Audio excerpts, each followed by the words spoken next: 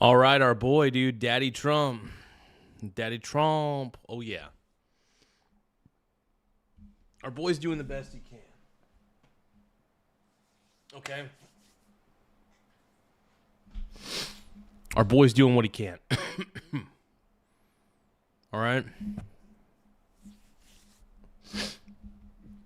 Everybody's jealous. Everybody's mad. All right, whatever. Don't know why. Don't know how. Don't know why. Don't know how. We are. Eric Von Eric says he made it to work. Let's go, dude. Eric Von Eric loves this channel. Eric, I love you, bro. So it was really cool. I had lunch with my boy Corey. I don't know if I should say his last name online. I like to respect my man's privacy. But it was really cool. I got to have lunch with Corey. Used to work with him back at the day at FCR. Really good dude.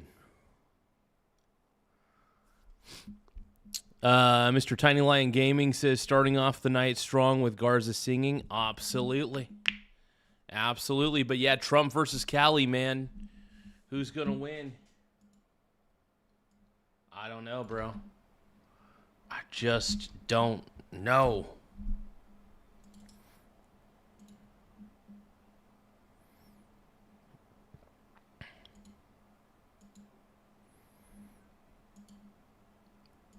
We are just the bussy boys. We are just the mussy boys. Everybody knows that we are the mussies. Everybody knows we got the bussy. Everybody knows that we are number one.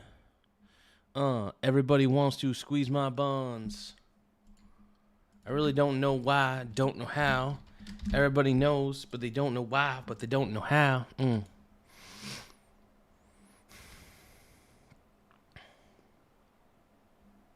Let me tell you something right now.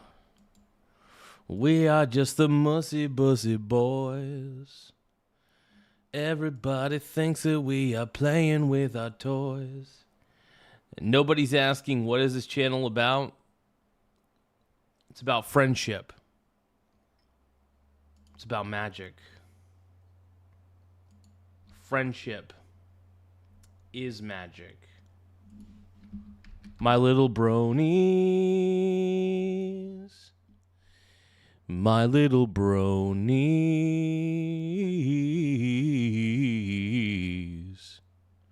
But what's going on, my beautiful brony bros? You guys are so cute.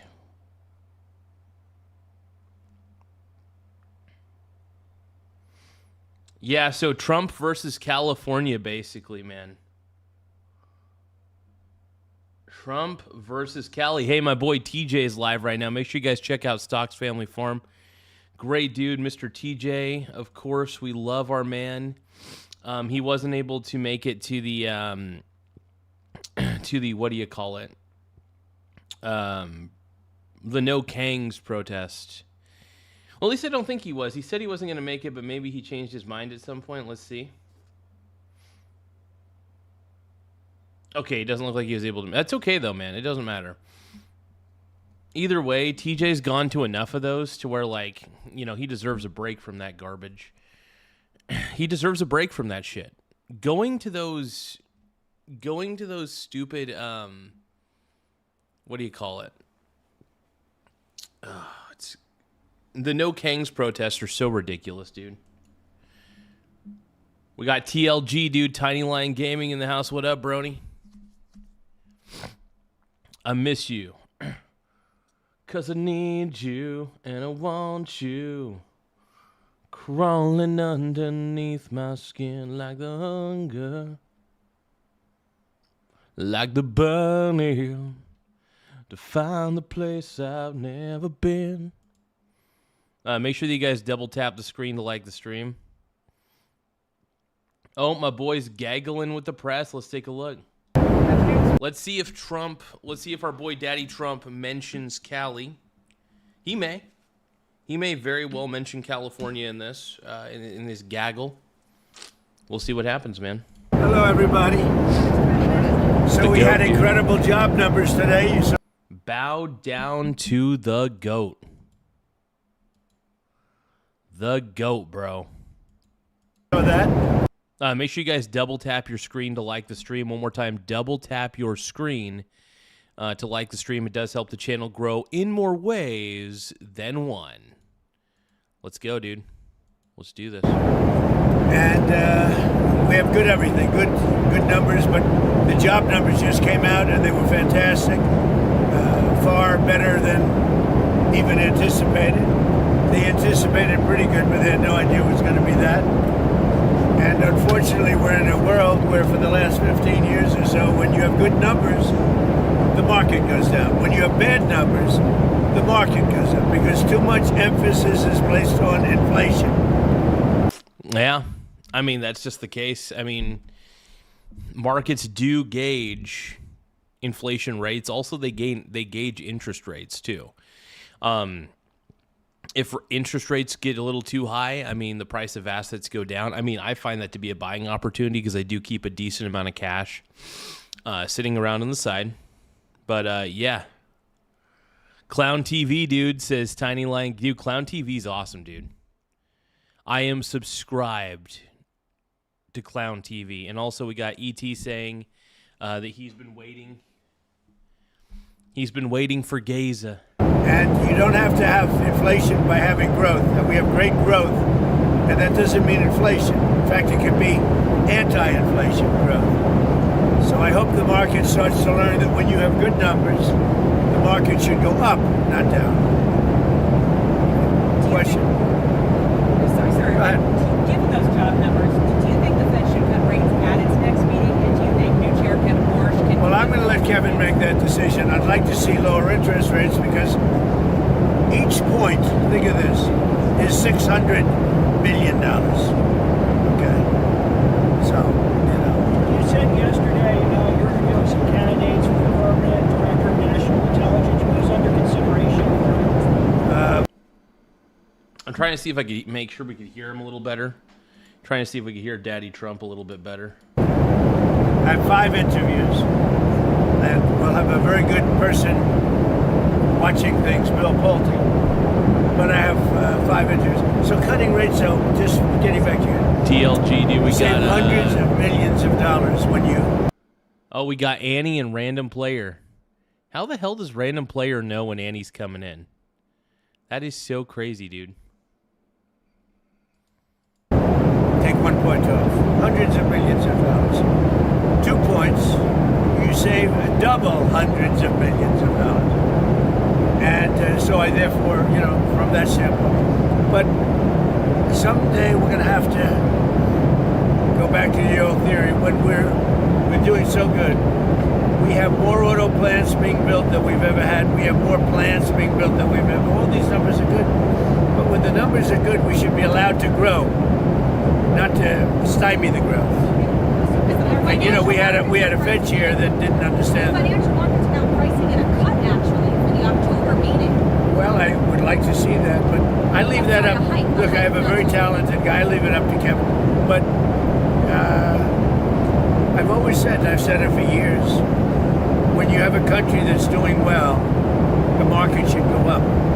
The market should, and the reason they go down is if it's doing well, people say, "Oh, we have to stop inflation," and it doesn't mean inflation. In fact, it could be just the opposite. So it's a height before the... Well, sometimes the markets go up because of inflation. Because if inflation rears its ugly head, sometimes assets will go up rapidly. And the reason for that, well, I should say assets that are inflation-proof. Stocks, real estate, and precious metals are fairly inflation-proof in my experience.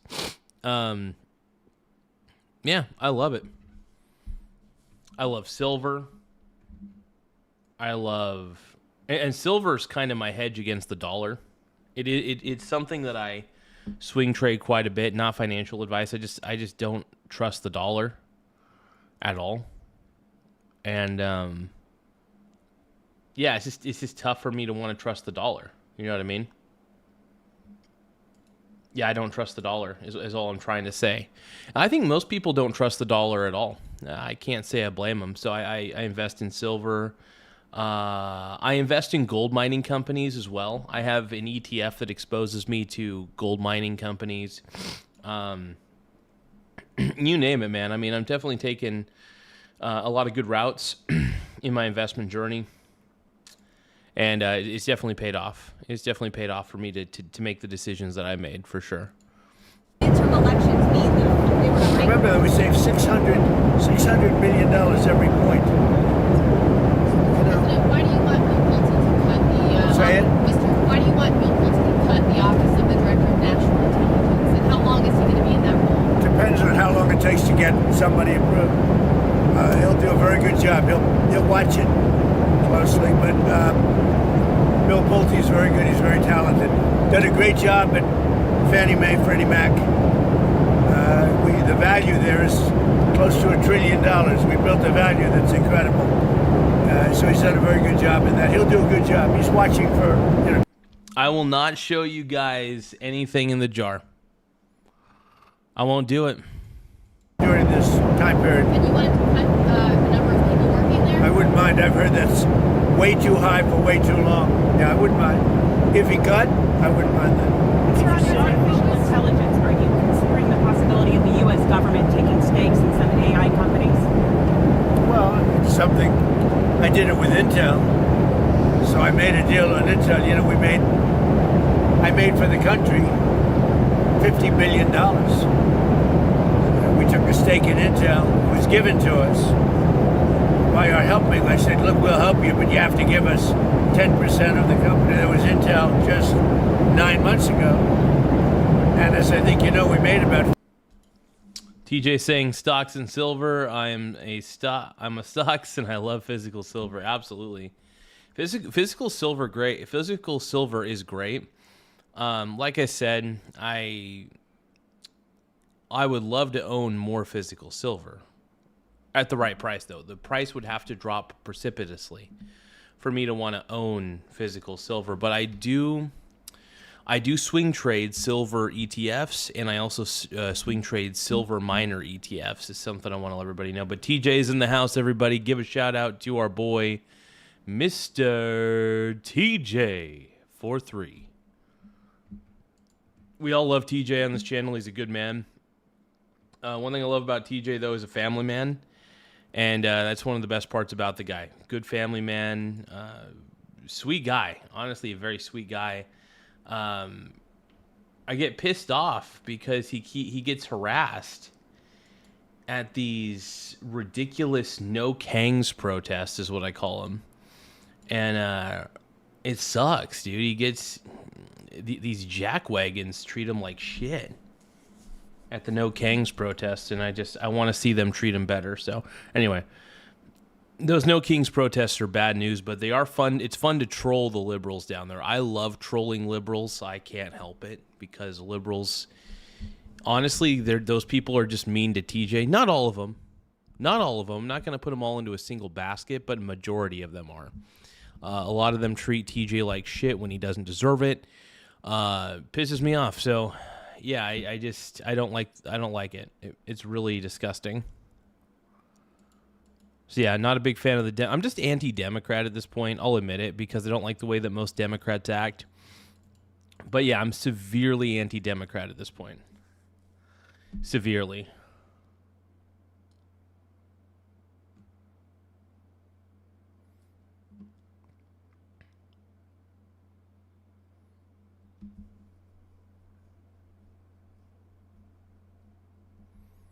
TJ is saying that online silver is about 20% above spot price right now. Hard to make money buying physical online, but you can make money through physical through silver ETFs though. Like you can buy.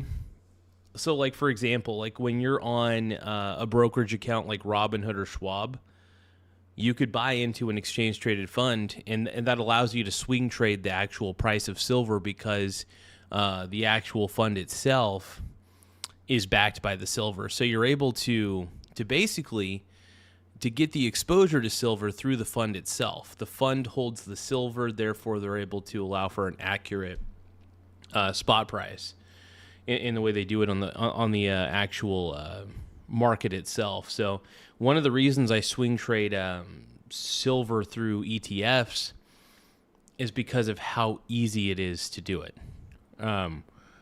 As long as you got a brokerage account of some kind, I mean, you can access pretty much any ETF that you want to access. This is why I say if people want to make quick money off silver, I say quick money off silver, I think swing trading an ETF is fantabulous. Now, that's not financial advice. I want to make it very clear to everybody. That's never financial advice by any means. But what I'm trying to say is that you don't necessarily have to buy silver. You don't have to buy physical silver online. You could just swing trade the ETF, make sure it's accurate. Yes, TJ, they absolutely do. So the ETF that I swing trade is called SLV. It's the ProShares Silver ETF. I think it's ProShares that does it. I can't remember. And what they do is they actually hold physical silver. I mean, they actually own the silver. They hold it, and that fund is the whole fund itself for that silver fund specifically is backed by the actual silver, which is why I'm able to swing trade the price of silver. So whenever silver goes down, I'm buying into silver. Whenever silver companies are going down, I'm buying into silver mining exchange traded funds as well. So that way, one, I got exposure to productive assets that are exposed to silver that mine the stuff, and then two, I'm actually exposed directly to silver through the fund itself. Now, it's not direct. I mean, it's still the fund owns the silver, and if you own shares of the fund, you own part of the fund. So you basically own the silver. So if the fund ever went insolvent, by all technicality, you would be reimbursed for the silver at whatever price it's at currently through dollars, or I think it would just be reimbursed through dollars, actually. But yeah, no, I still believe it's good to hold physical silver, by the way. I'm not telling people they shouldn't do that. I'm just saying if you want to quickly buy, sell, swing trading silver through an ETF, if you're only going to hold it for a little bit, is actually better than buying it and then trying to physically sell it again. So here's the problem with silver ETFs. Here's the problem with any ETF that's backed by anything. Technically, you can't exchange, as far as I know, and I could be wrong on this, you can't exchange the shares for the silver that's in the vaults that they have. The only way that would happen, as far as I know, is if they decided to close the fund. I believe that they would either hand out a silver or the cash that would be equivalent to the silver. So I still think it's superior to physically hold the silver. But here's the deal. Silver ETFs are very safe. Holding silver for yourself is also, in my opinion, very safe as long as you have a safe. I think that's good. But yeah, so if you're looking to make a quick buck off of the volatility of silver, the silver ETFs are amazing. If you also want to hold silver for the long term, it's okay to go buy physical silver at a pawn shop. It's totally fine to buy physical silver from other people. There's no shame in that. In fact, I think if you want to be a long-term holder of silver, and you want to put it in a vault, that is good. I mean, I really support that. I'm not against that at all.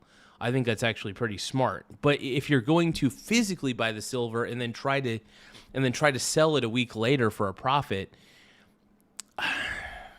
it's not always easy. But if you're a long-term holder of silver, sure, absolutely buy the silver at whatever price you think is reasonable, and also based on what the market price is. So make sure you're not paying too much above the spot price, because you don't want to get screwed over. You don't want to get screwed over. But yeah, there's no shame in buying and holding silver. None at all. I actually support it completely, and I think it's good. Yeah, no, TJ, you're doing the right thing because you're holding the silver for years, which means you're doing the right thing. If you have a long-term outlook for silver and you're holding it for the long term, I think that's great. I mean, you're doing now, like I said, if you're like me, and I still have long-term investments, by the way. Even though I love physical silver, and I really do, a lot of the times it's easier for me to just swing trade silver itself, the volatility. And you know what I was thinking about doing was I was thinking about taking a lot of the profits that I get from swing trading silver itself and maybe using the profits that I get towards buying actual physical silver. I've been considering that. And then just holding that physical silver in my little vault for X amount of time. I've been considering it. I mean, most of my portfolio consists of stocks and mainly stocks and real estate primarily. And I just swing trade silver, and I do hold, I hold gold, but it's through an ETF that has the physical gold bars. So, I mean, that's kind of a long-term play that I have. I just want that exposure to gold, essentially. I do own gold mining companies, though. That's another smart thing that I do is I own a lot of gold mining companies. Tiny Lion Gaming is saying Pokemon cards are more valuable than silver. Intrinsically speaking, silver is far more valuable than Pokemon cards. Intrinsically speaking, Pokemon cards should be seen as a collectible item. If we're looking at intrinsic value alone, I don't really give two shits about what the market says something is worth. What I really care about is what it's actually worth. Screw what the market has to say about anything. Now, Tiny Lion Gaming is saying Pokemon cards are much more valuable than metals. Well, here's the thing, Tiny Lion Gaming, it's a collectibles market. Okay. TLG, I love you, brother, but okay, I know the market says that Pokemon cards are worth a lot, but that's what the market is telling you. The market, especially in collectibles, is basically a perceptual value, not an intrinsic value. There's a huge look, Tiny Lion Gaming. I love Pokemon cards as much as the next person, but if we took away what the market price was for Pokemon cards and took away what the market price is for silver, I could tell you why silver is far more valuable than a piece of cardboard any day of the week. But look, I'm an intrinsic value kind of guy. I'm an intrinsic value nerd. I'll admit it. I'm an intrinsic value snob. Like if something doesn't have intrinsic value, I clutch my pearls and I say, "Oh, oh." I'm just kidding. I'm crazy, but I'm not that bad. So no, I support, honestly, holding physical silver is super responsible. It's very responsible in my opinion. I would rather people hold silver than Bitcoin. I'll tell you that. In fact, if anything, I'd rather see people hold silver than Pokemon cards. No offense, TLG. No offense, Tiny Lion Gaming. I love you, partner. And I'm not against Pokemon cards, by the way. I used to play Pokemon cards when I was a kid. But silver's just... Look, silver is the reason that silver is safer, the reason silver has less downturns than Pokemon cards is because silver can do things. Silver has true demand. And silver's not a collectible. It's a very, very sought-out commodity that does so many wonderful things. It's used in medicine. It can even be used in electronics, things of that nature. So there's so many, many, many advantages that one can gather from all that. TJ says he has a bunch of 2017 Donald J. Trump inauguration rounds bought for $23 each. They're $140 on the same website you got. Dude, that's a pretty good... that's amazing, dude. Larson Christopher says that silver is the best conducting metal. Silver will be used for electronics at an increasing rate. Absolutely, dude. Dude, that's one of the... Why do you think I rack up on silver ETFs? Because when silver takes a dip... I mean, silver dipped on Friday so hard that I was like pinch me in my dreaming. So what I did was I bought a whole bunch of silver ETFs, silver mining ETFs, and things of that nature. That was just the smartest thing I could do at that time. That really was, honestly, in my opinion. But yeah, I'm a silver. I like silver. I really do love silver. Swing trading silver has been a wonderful opportunity, by the way. So swing trading silver on my brokerage account, I usually use Robinhood to swing trade it. But yeah, I'm a huge fan of swing trading silver. None of this is financial advice, Jason. Not financial advice, for educational and entertainment purposes only. Keep that in mind. Talk to a financial advisor, even though I think most of them kind of suck. Talk to a financial advisor. Oh, yeah. Metals have absolute real value. Now, granted, the collectibles market will say that a Charizard is worth like, I don't know, $1,000 or whatever Charizards are going for. But at the end of the day, you know, at the end of the day, $50 million on that deal. Would you want to do it? I did a very good job. I should be a stockbroker. Mr. President, yes, sir. he's like, maybe I should be a stockbroker. Yeah, baby. Dude, Trump the stockbroker, dude. That's what I want to see. Trump the stockbroker, dude. That'd be tight. Dude, that would get my mussy all woo. My mussy all woo. I'm going to change the subject if you don't mind. Did you get a chance to watch Game 1 of the NBA Finals? What'd you think? I did. Well, I'll be going to Game 3. I guess it's Game 3 on Monday. I thought it was amazing. I think the Knicks have an amazing team. The way they played started off slow, and it just got stronger and stronger. Wemby looks like he's going to be a great player, but they really played well, I thought. This might be New York's year, man. New York won Game 2 last night. That was crazy. New York Knicks winning Game 2 of the NBA Finals was, to be honest, that was crazy. I was a little bit shocked. I really thought the Spurs were going to win Game 2. I really thought they were going to come out stronger. I thought they were going to watch the necessary film that they needed to watch, because that Game 1 loss was, in my opinion, pretty unacceptable. I just believe that the Spurs are the better team. But here's the thing: the Knicks are fighting like, I mean, they have that dog in them. The New York Knicks have that dog in them, and I love how the Knicks are playing. Look, I have respect for both teams, even though I want the Spurs to win. Admittedly, I mean, I'm rooting for the Spurs deep down. I wouldn't mind seeing the Knicks win, because they haven't won a championship. The Knicks haven't won a championship like since what, 1973. I'm pretty sure I might be right on that. I might be wrong, though. You think the Knicks are going to win, Dojo? You think that? So, okay, by the way. Here's how we're going to figure out who wins the NBA Finals. Double tap your screen if you think the New York Knicks are going to win the Finals. Double tap your screen if you think that the New York Knicks are going to win the Finals. I'm going to count how many likes there are. I'm going to put a tally on how many likes. So we're at 24 likes currently. We're going to see how many likes we get, and then we'll see how many likes we get on the San Antonio Spurs. Okay?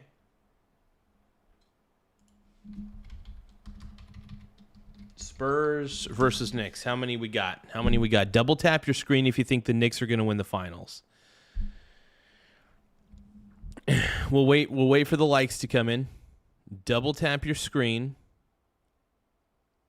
if you think the New York Knicks are going to win the Finals. Okay, we got 3 likes. So far, we got 3. I'm going to tally them up. We got 3 likes. And we'll ask here in a... Oh, we got 4 likes. Hold on. All right, we got 4 likes.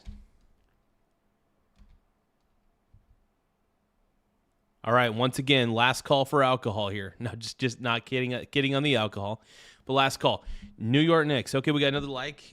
If you guys think the New York Knicks are going to win the NBA Finals, double tap your screen. We got 5 people who liked.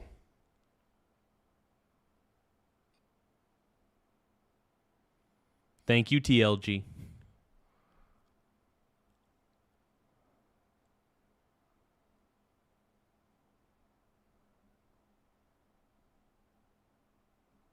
Hey, have a good night, Mr. TJ. Hey, we love you, TJ. Have a good night, brother. Get that rest. Okay, we got one more like. We got 6 likes for the New York Knicks winning the NBA Finals. Okay.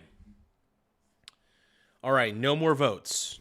No more votes for the Knicks. Okay, we're going to ask the question. Okay, even though the Spurs are down by 2 games, the Spurs have lost the first 2 games of the finals. They're in an 0-2 deficit. Double tap your screen if you believe the Spurs are going to find a way to win the finals. Double tap your screen if you believe the Spurs are going to find a way to win the NBA Finals. Once again, we're trying to see how many likes we get, okay? If you guys believe the Spurs are going to win the NBA Finals, double tap your screen to like the stream, okay? All right, we got 1 like for the Spurs. I want to see how many people we got. Like I said, double tap if you think the Spurs are going to win the finals. If you guys think they're going to find a way to win the entire NBA Finals, the Spurs.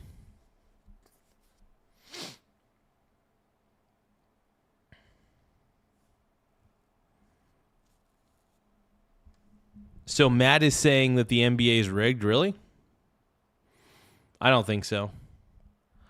I mean, I'm not a big fan of Adam Silver, admittedly. I think Adam Silver is a terrible commissioner. I don't think he's very good at what he does. But, by the way, like I said, who here thinks the New York Knicks are going to... No, sorry. Who here thinks the San Antonio Spurs are going to win the NBA Finals? Double tap your screen if you believe the San Antonio Spurs are going to find a way to win the finals.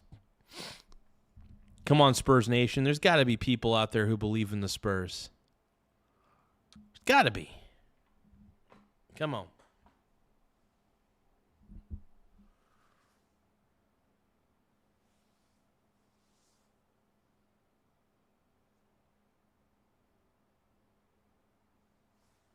Oh, we got 2 votes.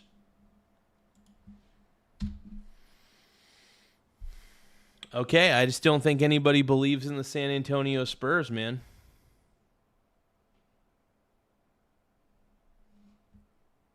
All right.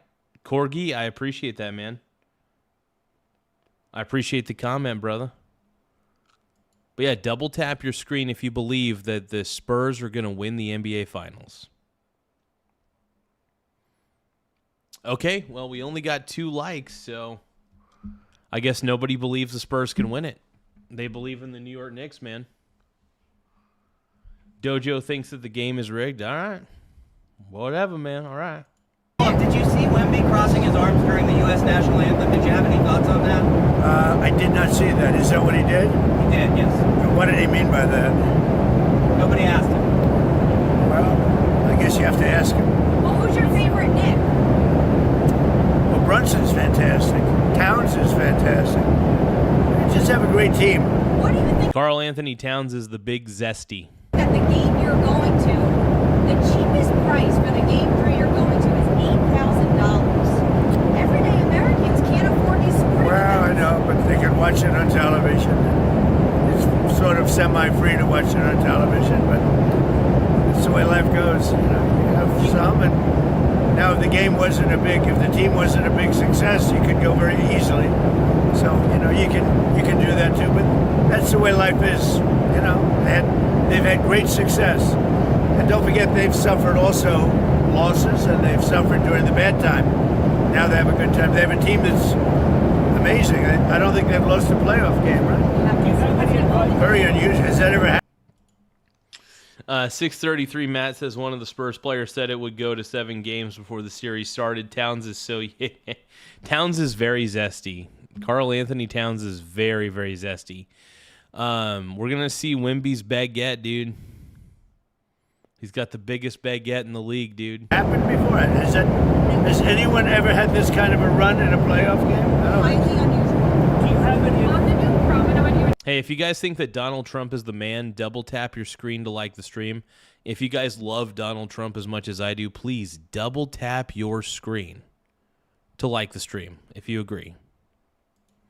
announced yesterday, Mr. President. Yeah. Where's the funding going to come from? Probably it's not a lot of money, and it's going to be beautiful. You know, it's always been the Lincoln Memorial has always been very tied to the Potomac River, but they built 2 roadways behind it unexpectedly at the time, many years ago. But after the memorial was built, it used to have a tie to the river, and then the highways cut it off.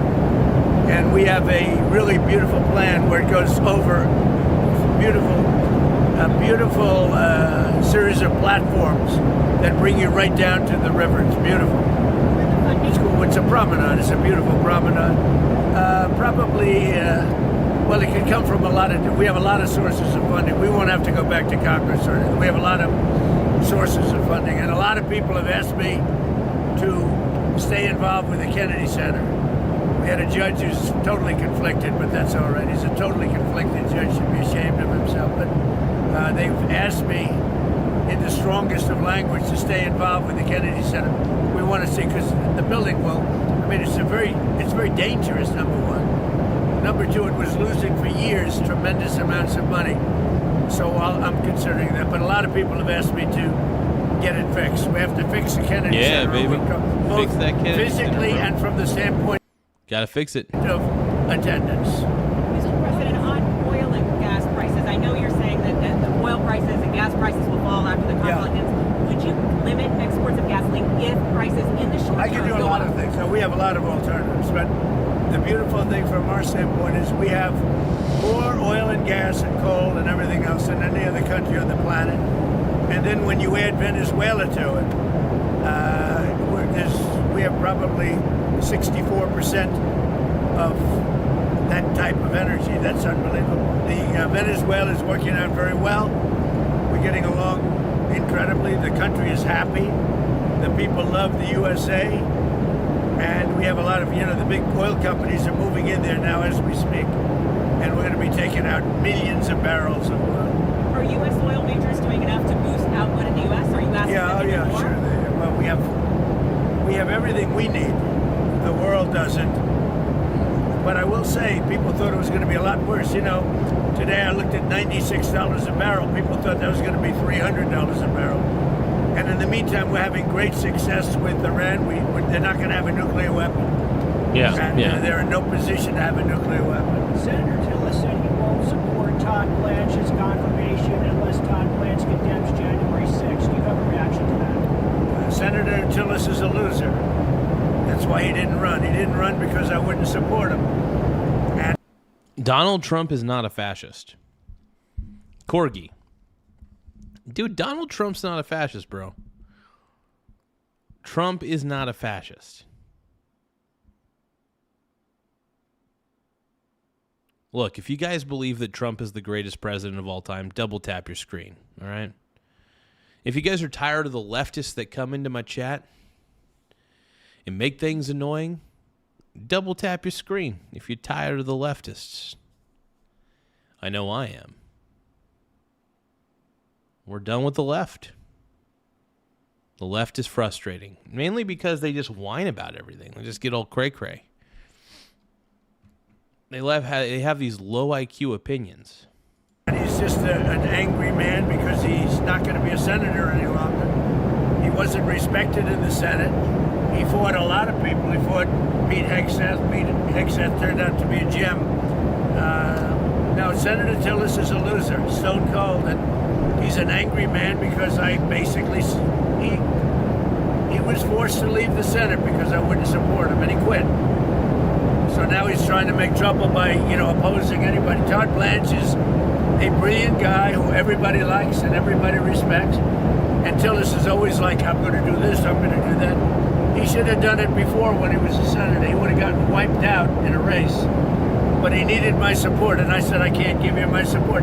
He's not qualified. He's not good for the position of senator. I didn't hear about what he did with Todd Blanche. Todd Blanche is fantastic. Sir, on the AI companies, No, the liberals always whine, dude. The liberals whine all the time.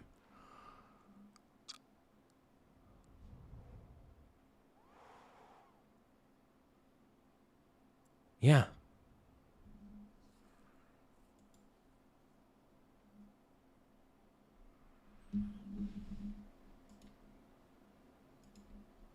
Hold on.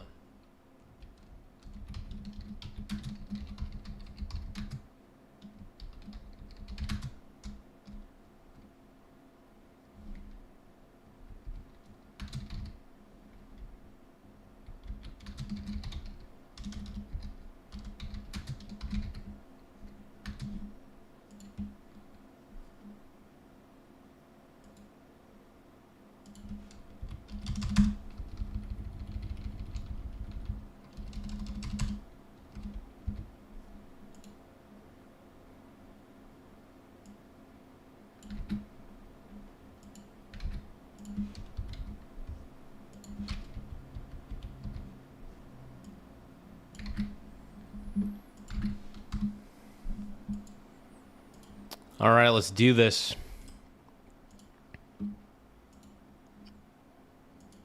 actually taking these equity stakes. Have you spoken to Sam Altman or any No, other there's a economic concept CEO? out there. There's so much money and it's so big that there are concepts where pieces could be given to the American public, where the American public essentially becomes a partner with the companies. And I will tell you, yeah, I have spoken to all of them. There's something very interesting about it, where it almost becomes a partnership with the American public. And we'll look into that. We are looking. I actually have a meeting scheduled in the very near future with, did you know that, with all of the companies. And we're talking about it, where the American people can benefit from the success of AI. And by doing, I'm down for that. I mean, look, I think it's going to get to the point where there's not going to be a lot of jobs for a lot of people. I mean, maybe there will. I don't know. But AI is going to automate a lot of things. And it's going to make it to where universal basic income might have to be a thing. And, yeah.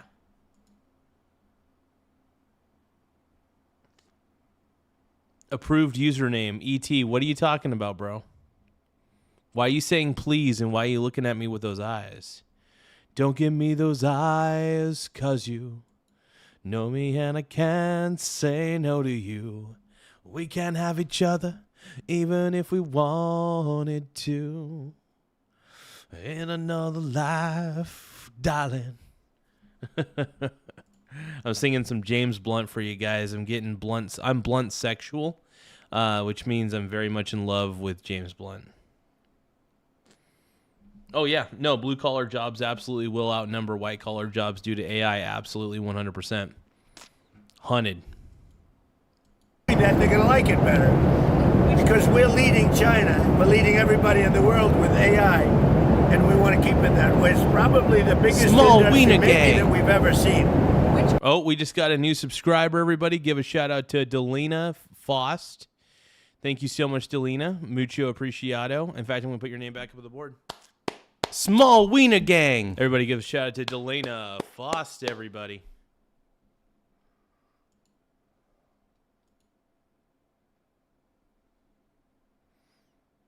Corgi says that blue-collar workers will be enslaved by the tech lords. I mean,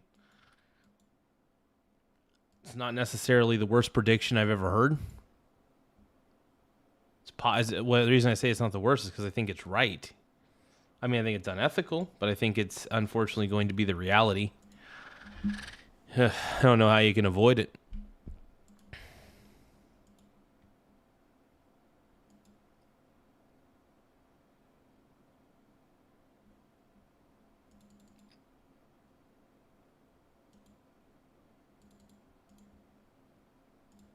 Companies, All of them. Anthropic, All the big ones, yeah. OpenAI, All the big SpaceX, ones. They're all Musk. coming to the White House probably next week. Is the idea that that would be dividends for the American I don't know. We're going to see. I mean, we're going to see. Sort of, it's like you make them a partnership in this revolution. It would be a beautiful thing, and Senator it would Bernie, make them. It would make them rich. Senator Bernie Sanders proposed this 50% been talking about it for the last year. But is it odd to be kind of on the same page with Senator Sanders? No, actually, when Bernie Sanders was taken advantage of with Hillary Clinton and he lost in the primaries, because a lot of people think he didn't lose. I mean, he had two of them, right? He lost then and he lost the second time with Biden. But when Bernie Sanders lost, you know that I got many of his people. They voted for me. Because we are on an economic plan, as far as economics is concerned, we have certain things that aren't that far apart. People are surprised. But many of you, if you'll take a look, many of the people. I think that's actually true. I think a lot of people who are going to vote for Bernie Sanders before Hillary, won the primary or whatever. I mean, they probably out of defiance voted for Trump instead of Hillary, because Hillary Clinton was one of the worst candidates of all time. Joe Biden's one of the worst. Kamala Harris is one of the worst candidates of all time. These are all my opinions, by the way. I just don't think they're good. I don't think they're good at what they do. I just don't. I'm not a fan of Biden. Not a fan of the Clintons. It's very tough. It's very tough to be a fan of them. It really is.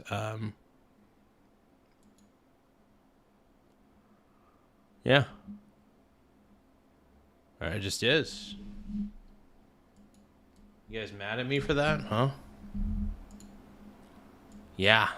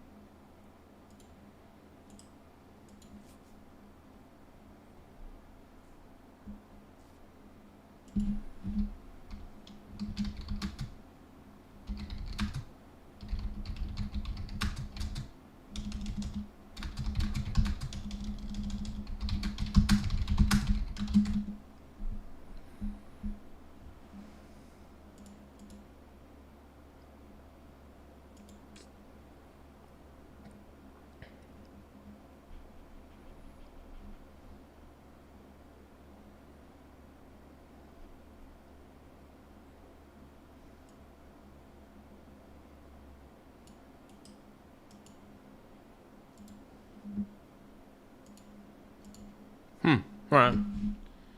Go with that.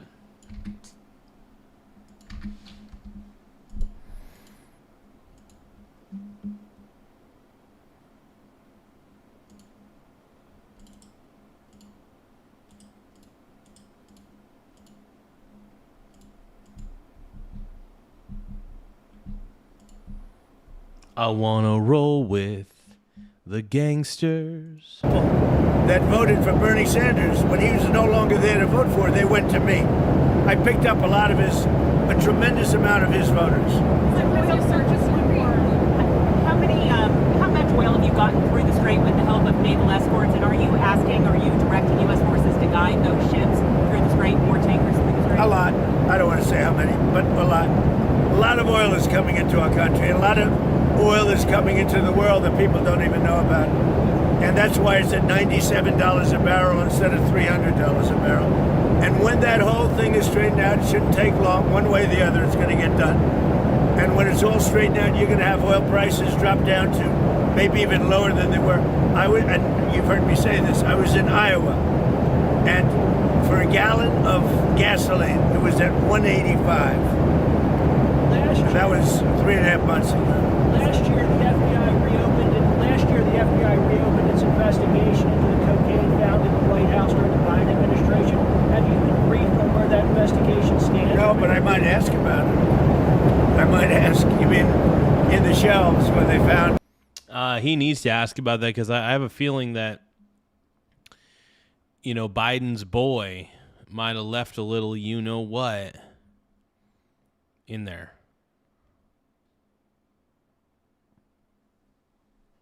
I don't know, bro. I don't know. Joe Biden, baby. Give me that Biden. The riding with Biden. The cocaine, actually.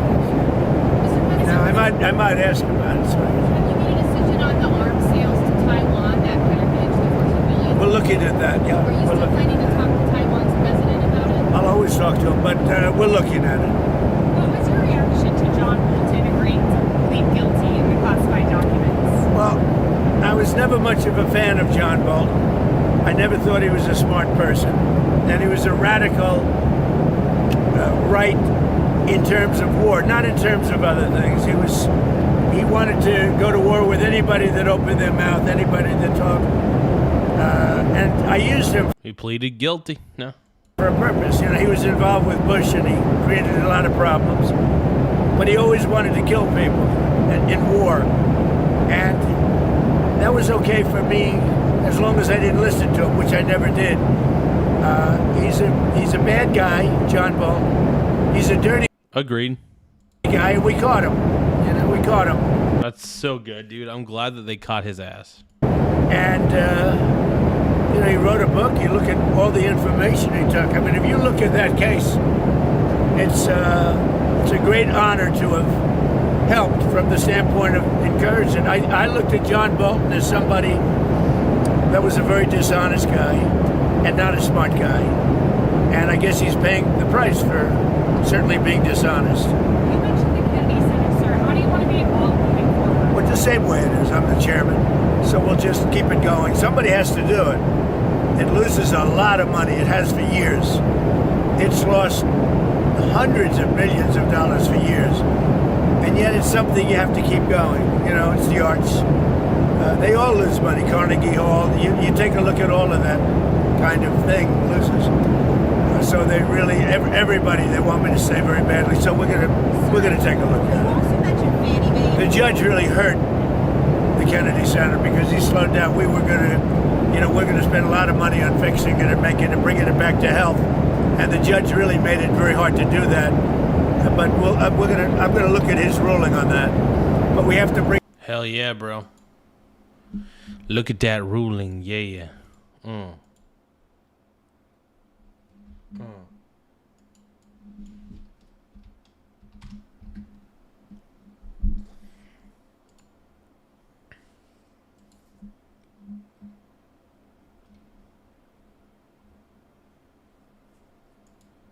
Bring it back physically. We have to bring it back, and we have to bring it back in other ways. So we'll take. Yeah, agreed. Trump is actually one of the most honest. He's seriously one of the most honest presidents we've ever had. He absolutely is. He's one of the goats, dude. He's one of the best. And the problem with the Democrats is they've honestly led us down so many crappy paths that just don't buy it.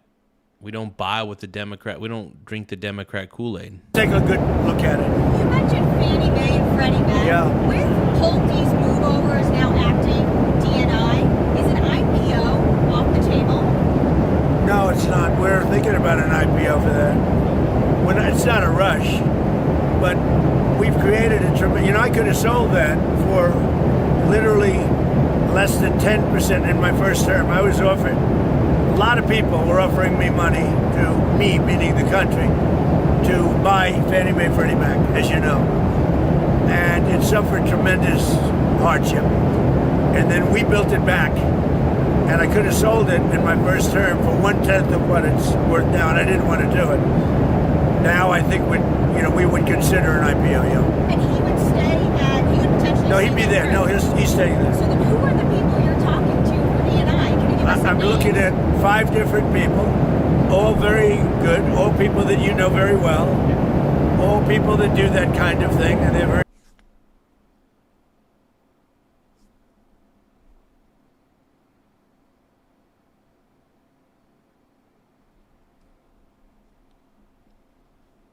Respected people.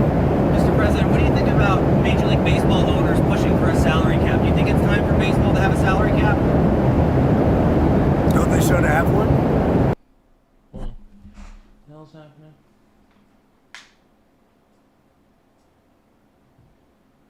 Okay.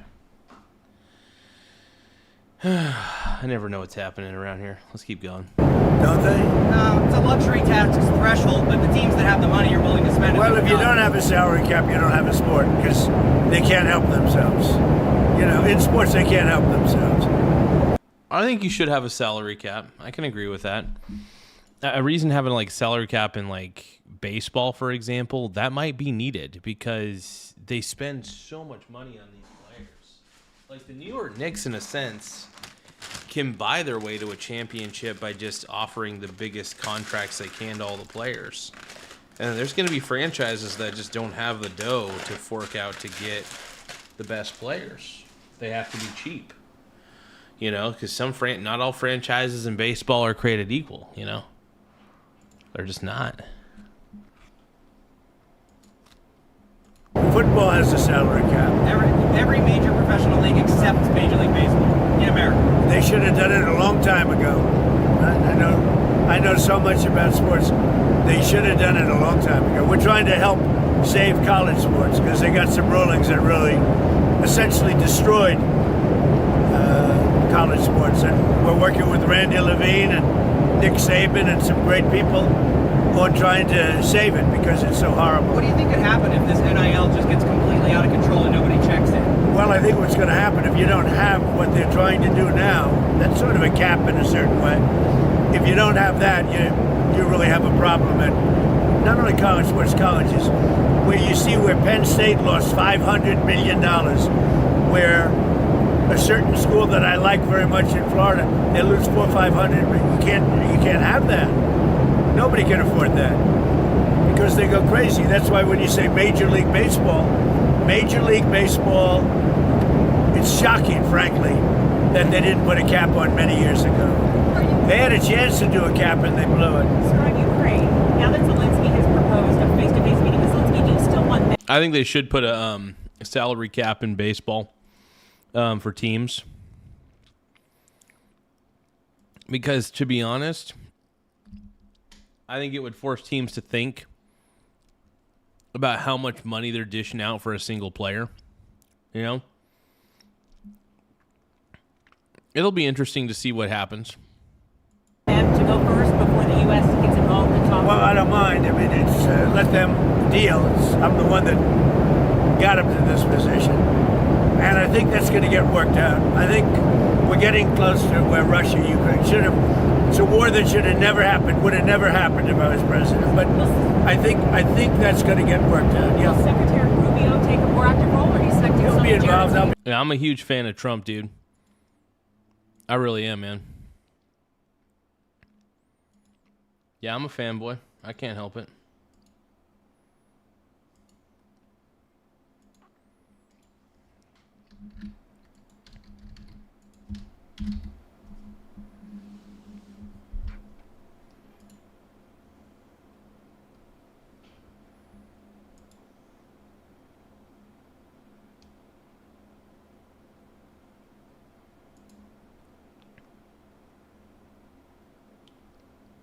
Tim Smith says Vegas wins game 3 in double overtime. If Vegas wins the series, I win the bracket competition.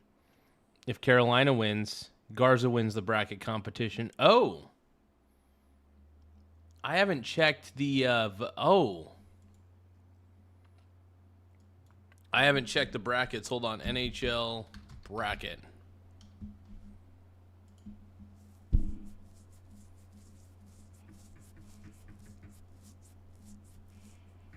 Oh my goodness, dude. Laugh out loud. Hey, thank you, Gus, for the happy poop. Yum yum. Mucho apreciado.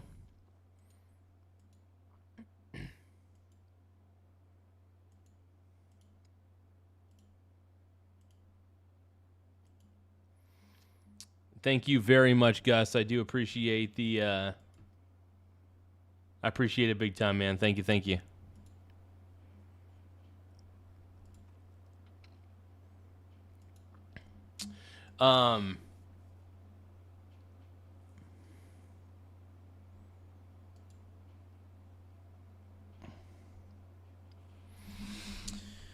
Was it NHL? Okay, NHL.com/bracket. Okay, hold on.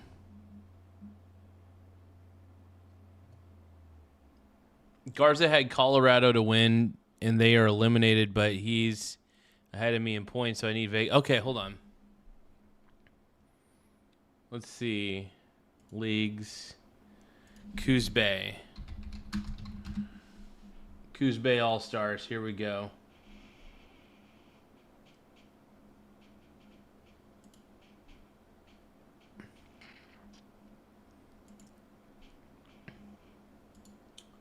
Hold on.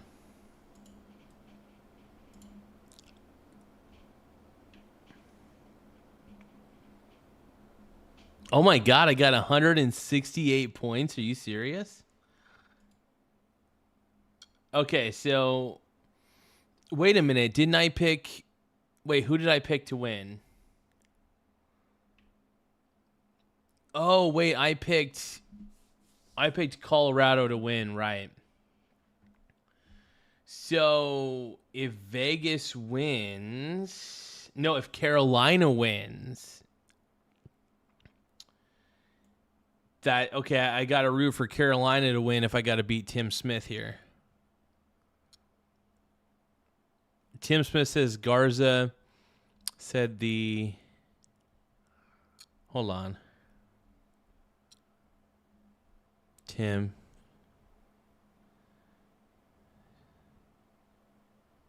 Stanley Cup round is worth 100. So by default, if I want to win the whole thing, I have to pray that Tim Smith loses, essentially. This kind of makes me wonder if I'm winning on other leagues. Oh, this really does make me wonder. Hold on. I need to log into my oh fuck, what was my password?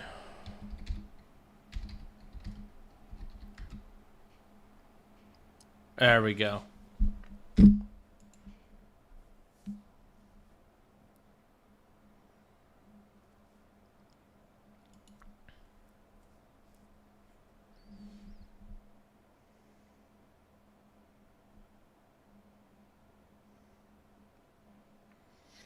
Okay, so I'm pretty sure I'm doing kind of shitty in other leagues, but let me take a look and see what I'm doing. You know, to be honest, oh my goodness, I actually did really, really well in a lot of different leagues. For example, in the Dallas Stars NHL Bracket Challenge, I got 1,966 out of 1,800.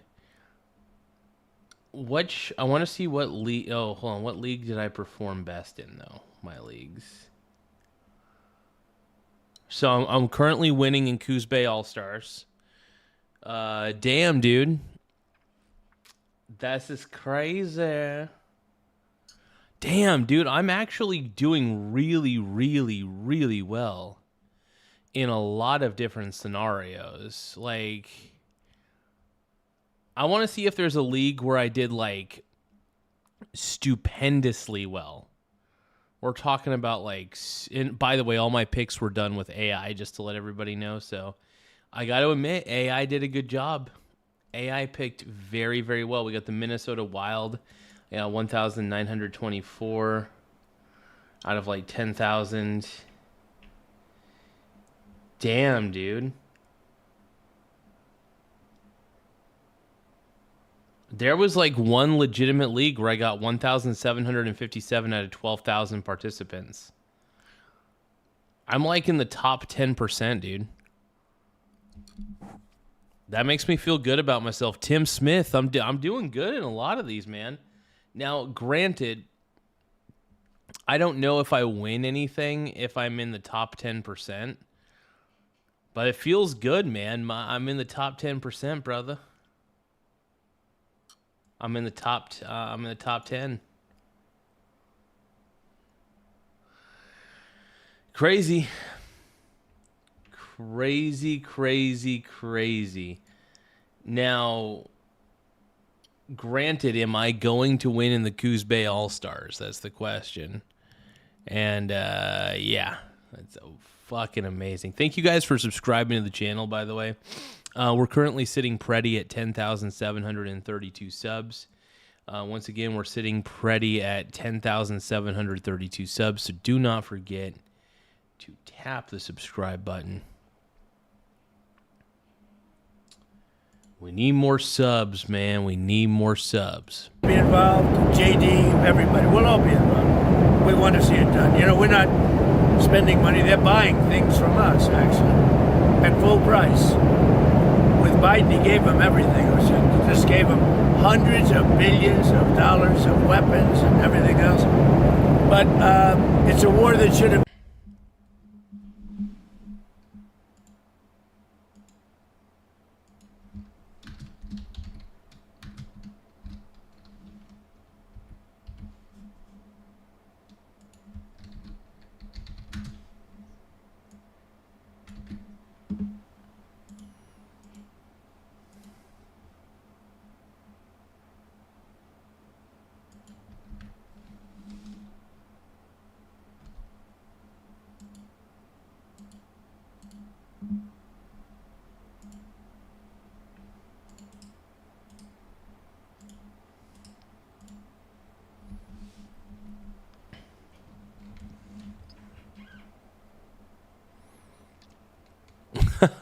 Tim Smith says if you're in the top 10%, Bernie files suit against you and half of your winnings.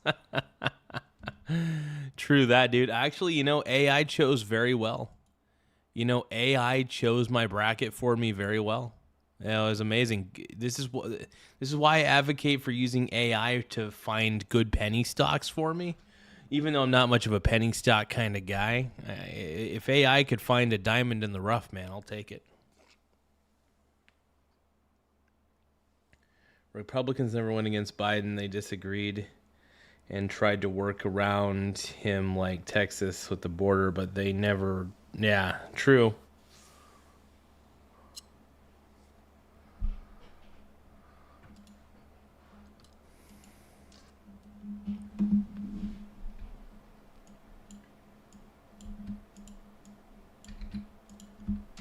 I'm contemplating, thinking about thinking. It's overrated, just get another drinking. Watch me come undone. They're selling razor blades and mirrors in the streets. Pray that when I'm coming down, you'll be asleep. And if I ever hurt you, your revenge will be so sweet because I'm scum and I'm your song. Come undone.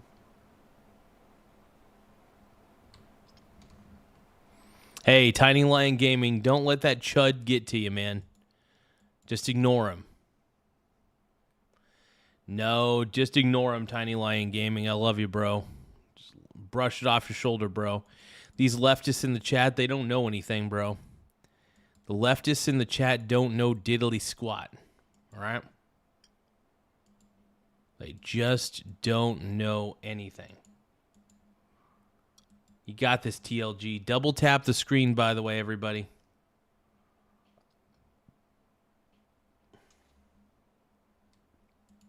Never happened, and it's a war that has to be. Last week, 25,000 people over the course of the month. 25,000 people were killed. Russia, Ukraine, 25,000. It's not acceptable. Not. Hey, Trump's right, baby.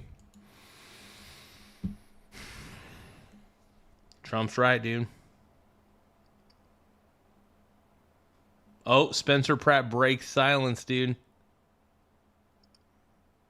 A chilling response to LA fraud. Where's he? Oh, here we go. DOJ investigating California voting. All right, here we go. Just released. As they should.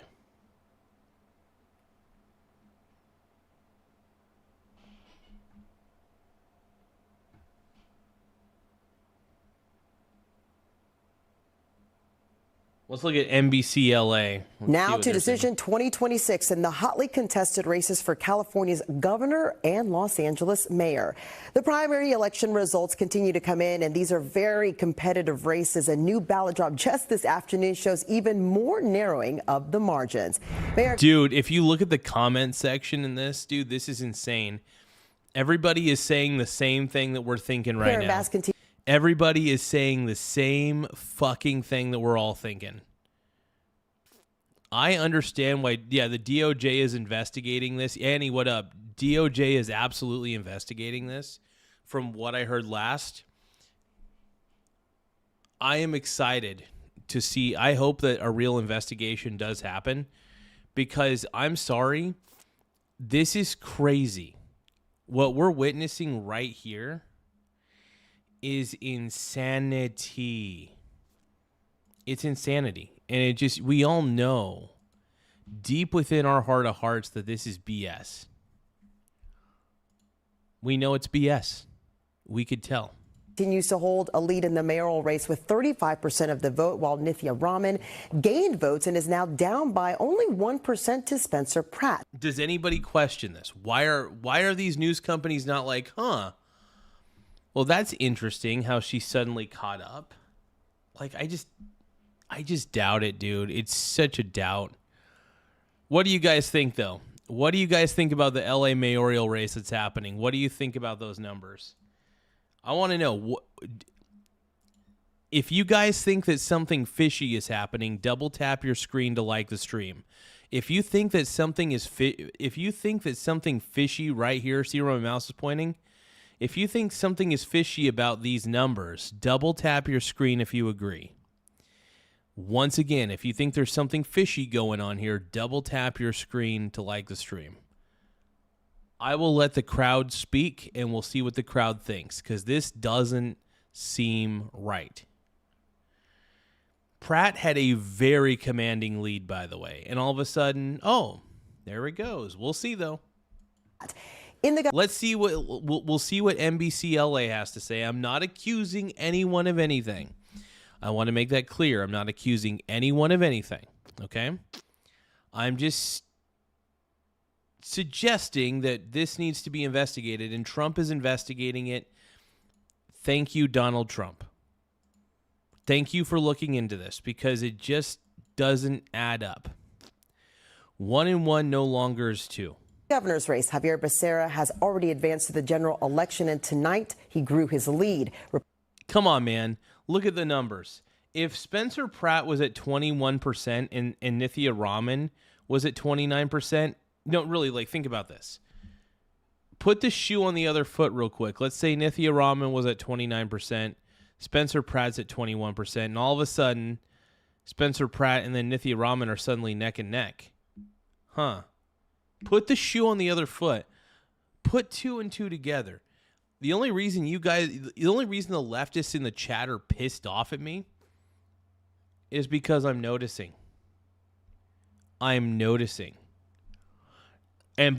supposedly noticing is a bad thing. Noticing that wrongdoing is happening is a bad thing. Tim Smith says he remembers Arizona in 2020 months were going by. They kept, yeah. That's crazy, dude. It needs to be exposed. I'm glad that Trump's looking into it because not only doesn't feel right, the patterns don't, there definitely seems to be an odd pattern. I just find it hard to believe that all of the mail-in, by the way, 85% of California, just to let you know, is mail-in votes. And many of the votes were already in. Now, all of a sudden, Nithya Raman's getting all these votes. Interesting. I really do think, and I'm being serious and I'm being honest with this, I think that Donald Trump's doing the right thing. I support our president. I am glad he's taking a look at this because something doesn't add up. 1 and 1 is no longer making 2. Republican Steve Hilton also gained votes, extending his lead over Tom Steyer. And with that, we want to bring in Dr. Fernando Guerra, NBC4 political contributor. Thank you so much for joining us tonight. Oh, thanks for having me. Yes. Well, we want to start with the mayor. So let me get this straight. You're just going to believe California, cranky mullet? You're just going to believe California? I don't know. I think it's healthy to question things. I'm not going to say what I'm questioning specifically, but I think you know what I'm questioning.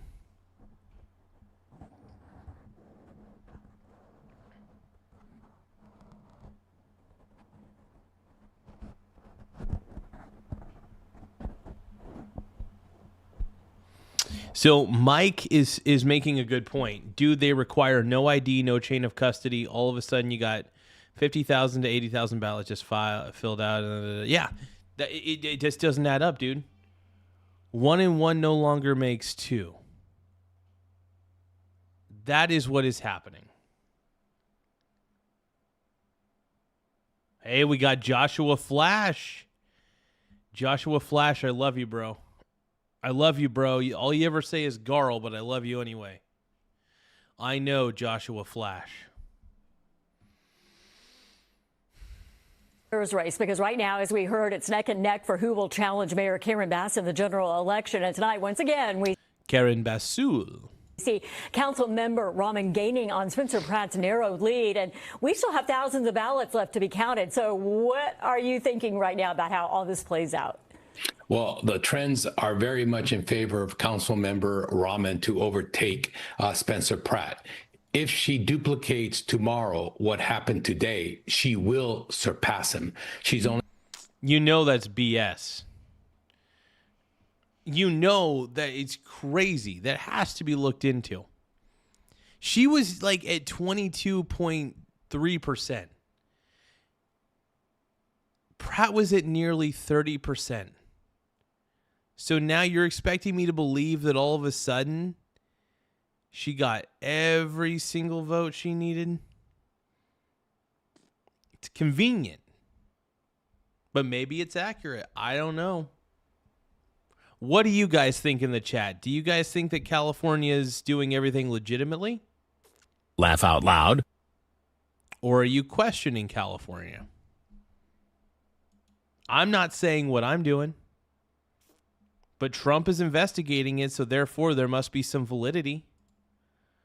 If Trump investigates it, I honestly believe there's some validity here.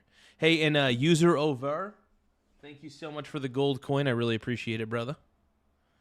Everybody give a shout out to user over for the gold coin. Mucho apreciado. Gus sent us one as well, which is awesome. Laugh out loud.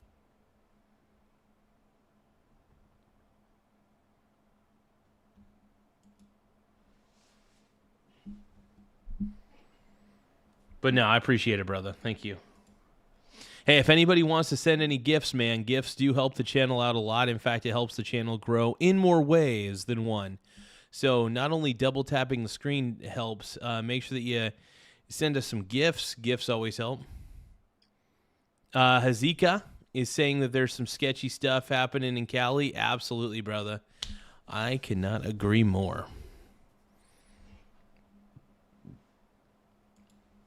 Only now 7,500 votes or so away. She more than made that up the count today.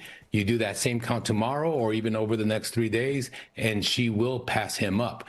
And you can see not the same trend at the governor's race because there's so many more candidates and it's much more complicated. But in this one, it's very straightforward, and I don't see how she doesn't pass him up given these trends. Yeah, and then would be 2 Democrats against each other. Dr. Guerra, Lolita Lopez here now. The race for governor, let's get to that one. Already we have a candidate headed to November, Javier Becerra.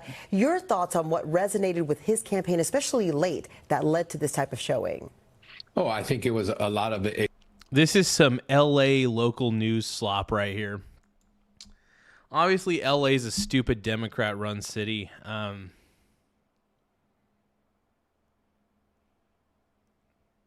I'm just pissed. You know. I don't.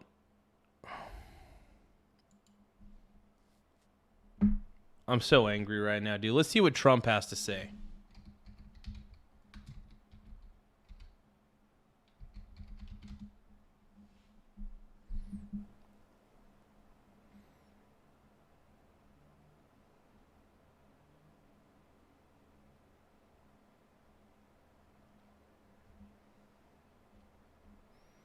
Yeah, you know, I don't trust the mainstream media because they defend how slow this process is. I mean, dude, this feels like some third world crap. It shouldn't take this long to count frickin' ballots. It really shouldn't.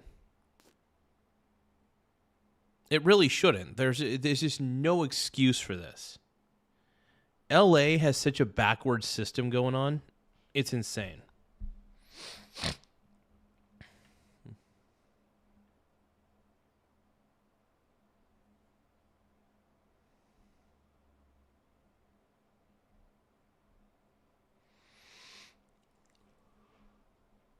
Oh.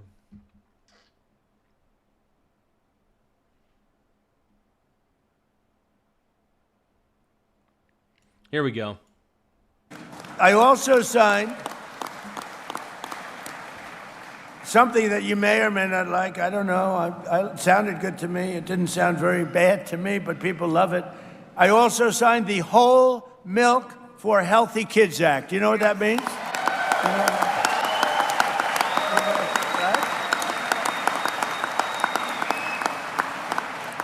That was another one. I had a big signing at the White House. We had some people that have been fighting for that for years. I called Ron. I said, Ron, what's to fight for? I mean, it just sounds good. And it's just better. It's healthy. I like it. I drank it. I don't know. It gets harder to get it. Now we have it. So that, you know, it's totally opened up now for the kids, and it's great for anybody. And now we're working with Congress to quickly pass the new farm bill. We're very well into it. We got some great approvals, the hardest approvals, and I think we're very well on our way to getting the farm bill finished and approved. And just to finish up, with the help of the farmers like those here, today we're also helping bring down grocery prices for hardworking Americans, and they're coming down very rapidly. Remember, I inherited these prices. I didn't start. My prices were great. They rigged the election. When I turned, the election was totally rigged. It was a rigged election, just like they're rigging the election right now, it looks like in California. Can you imagine? It's 4 days, and they still aren't even close to telling you who won. You know why? Mm-hmm. Because they're rigging the election. That's why. I can agree with Trump on this one, man. I can agree with Trump completely, and he has every right to question it, dude. Trump has every right to question it, by the way.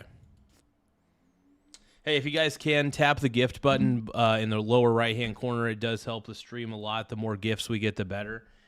So like I said, tap the gift button in the lower right-hand corner. In fact, you know what? Let me just set up a gift goal. So that way it gives you a little more incentive.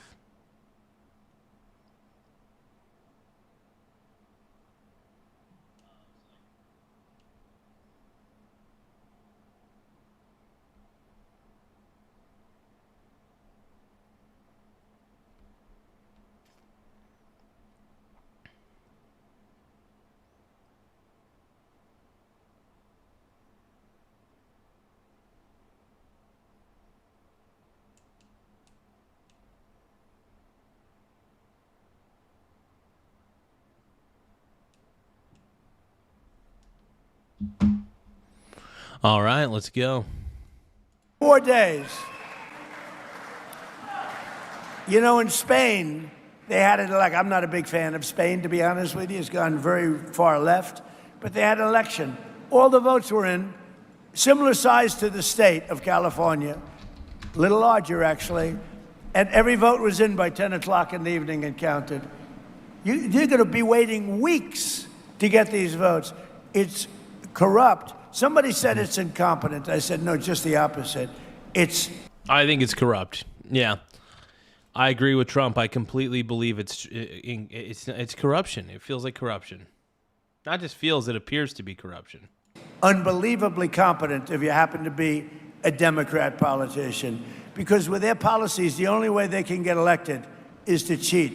And when you look at an election, not even relatively a big election, for one state, for one city, for Los Angeles, they're nowhere close to counting the votes. But you look at what's happening, it's getting tighter and tighter and tighter, and the people that were supposed to win, bad things are happening. It's a crooked state.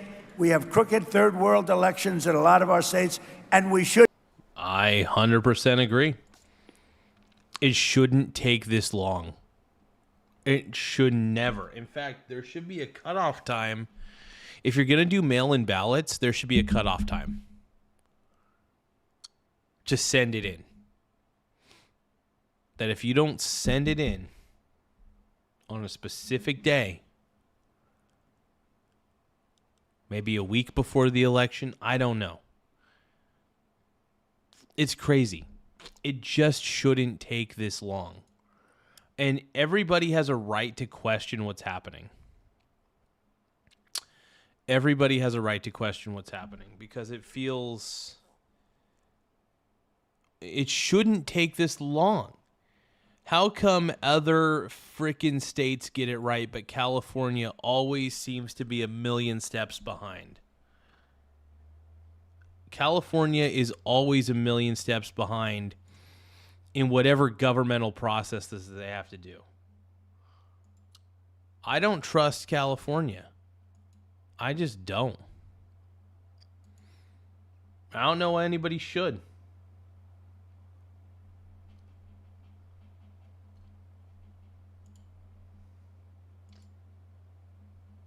I don't trust what California is doing right now, man. By the way, what do you guys think about? Do you guys trust California? Double tap the screen if you don't trust California. If you do not trust California, double tap the screen. Let's see how many, because I don't trust what they're doing right now. If you guys believe that Trump is correct about questioning California, double tap your screen. I think we should all be questioning California. I think that's the healthy thing to do at this point. Somebody's gotta. Should pass our Save America Act. Free and fair elections matter. Now more than ever, people are questioning the integrity of elections. And people have every right to question the integrity of elections. If we cannot question the integrity of an election, we're not in a fair republic. We're not in a fair system. We're in a completely fraudulent system if we can't even question. We should have every right to question. Every right. It's crazy. You know it's crazy.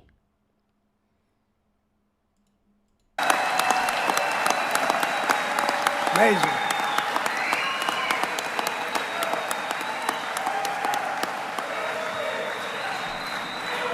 And that'll really stop it too. That'll stop it. You know, that's where you have voter ID.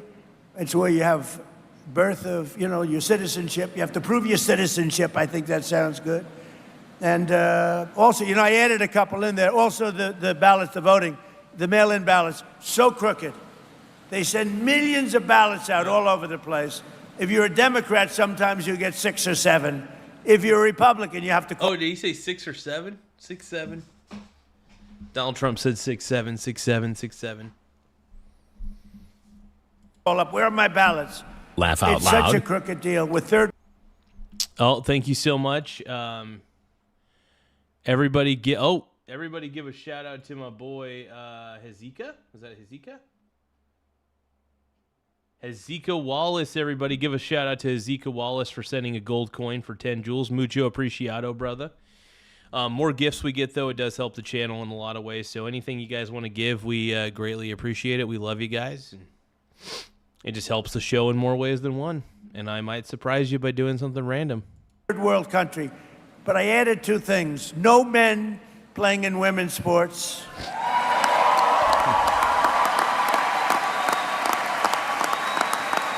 And this is like best of. No transgender mutilization surgery on your child, on your children. F yeah, dude.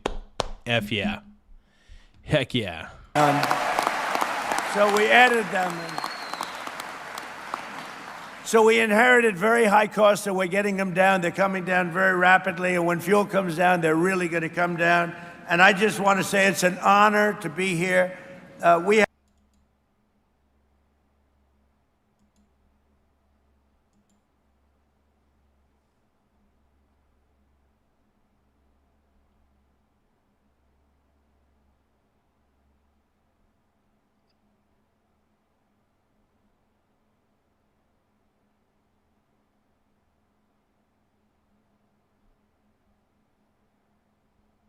Oh, Hollywood is 1,000% Lopez going viral for this cooked. interview. So what's your take? You have to be born in New York to be a New Yorker. Yes! No, I know. Everybody wants to claim our city, but you have to be born in New York. You have to be born in one of the 5 boroughs to be a New Yorker. Well, here's the thing. I think that we should expand this thinking. I think that this is a really good starting point. But I have some. Yep. Exactly. I have some conclusions I would like to draw from this reasoning. Okay. When I moved here in 2012, Yes. everyone was like, in 10 years you can call yourself a New Yorker. Oh, is that what they said? Yeah, and then I stayed 10 years. Said and no guess what New happened? Yorker ever. No, the New Yorkers used to have this as a rule. That was a rule? Yes, you didn't know about this? No. I didn't get the memo. I did not sign the petition. Let's say I've been here for 50 years. I'm 90 years old. And you go, are you a New Yorker? And I go, no. I have to say no. You live in New York. You take on characteristics of New Yorkers, probably by that time. You have a New York sense of... I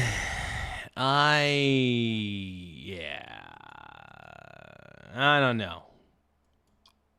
Look, I think you could eventually become a New Yorker. I don't know.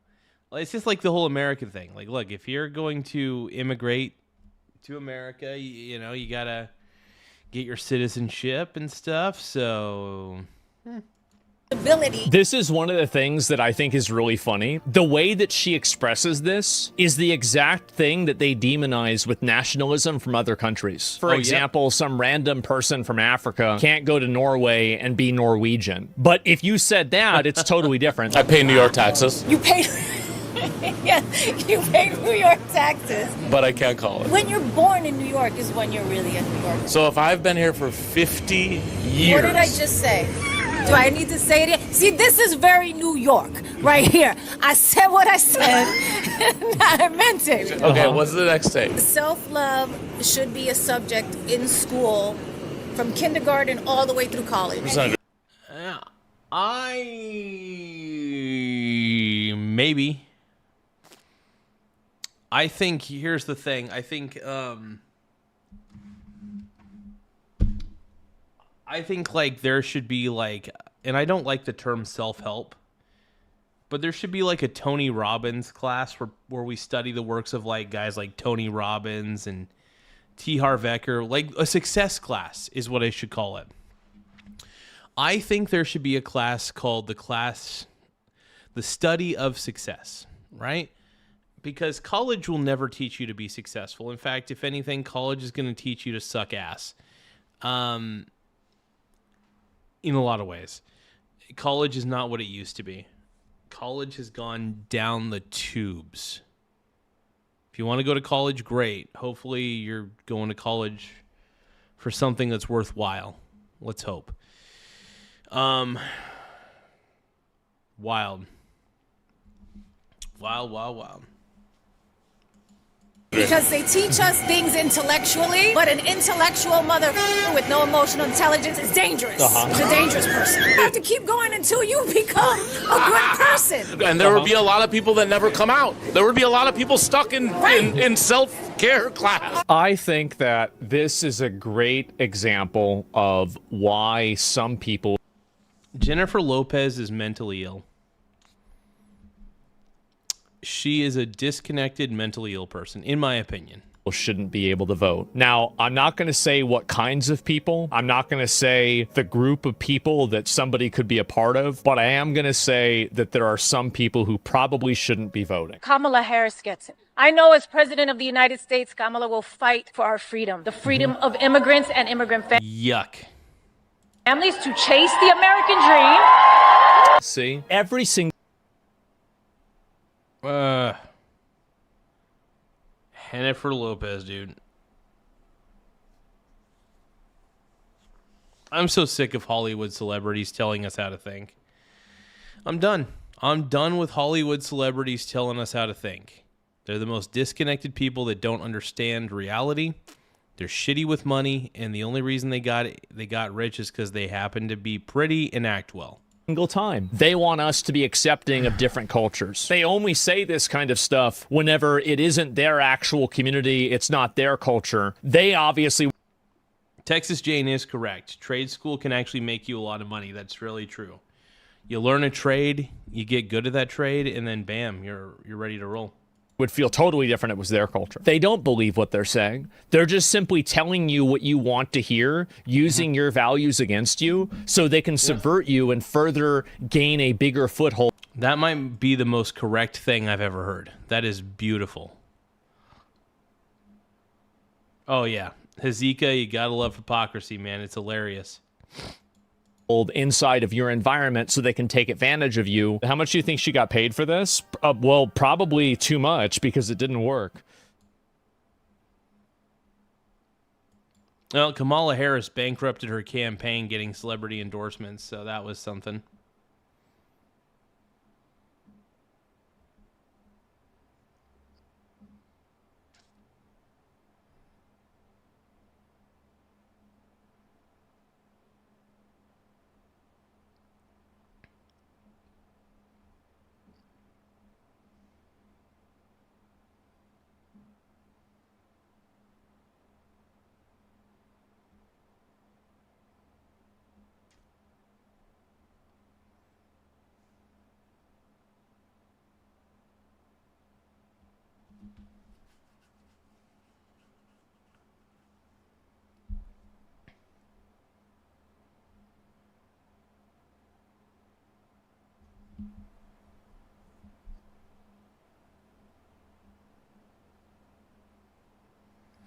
I want to see what Pratt says. There's a ton of breaking news out of California, and specifically the LA mayor's race that we've been following very closely on this channel. It's good news and it's bad news. And I'm going to start with the bad news because, well... Tim Smith said a new Adam Livingston just dropped. All right. Okay, let's see what Adam Livingston has to say for 5 minutes. I'm sorry, Annie, in advance. I got to make an apology to Annie. We're going to look at Adam Livingston. Oh, God. He's so terrible. Oh, no. Fuck. You know, it's so great that Bitcoin is crashing so I could see chuds like this lose all their equity. Good day, everyone. My name is Adam. I want Bitcoin to go to zero. At the end of the day, I want Bitcoin to flat out go to zero because it deserves to go to zero.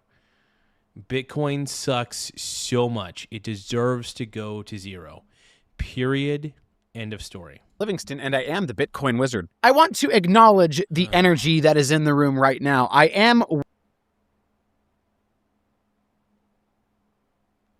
No. well aware that we are down 50+% from the top. Yes, over 50%. We took the most important monetary asset ever invented, and we cut it in half. The least important monetary asset ever invented and the most fraudulent. You might as well call... I think Bitcoin should be renamed to Epstein coin. And right now, our Twitter timelines, yes, they are unbearable, I know. In my humble opinion... Adam Livingston, you're unbearable. Sentiment is the worst that it has ever been, and I mean not... And it deserves to be worse. You want to know why Bitcoin sucks? Because it's a string of data. You're literally trading your dollars for strings of data. ET says, oh no. ET, I never told you to sell anything. I basically, by the way, none of this is financial advice. I just say, hey, I think it should be sold. I don't think anybody should own Bitcoin. I think it's stupid. I think Bitcoin is ridiculous. Bitcoin is trash. Annie says, OMG, I just can't deal with Livingston. I don't think anybody can. But, you know, Tim Smith, I love Tim Smith, and I gotta make sure that we're only doing 5 minutes. 5 minutes of this video, and then we're cutting Adam Livingston out of our lives. Bad, yes. I just need Adam Livingston one more time in my life. I swear.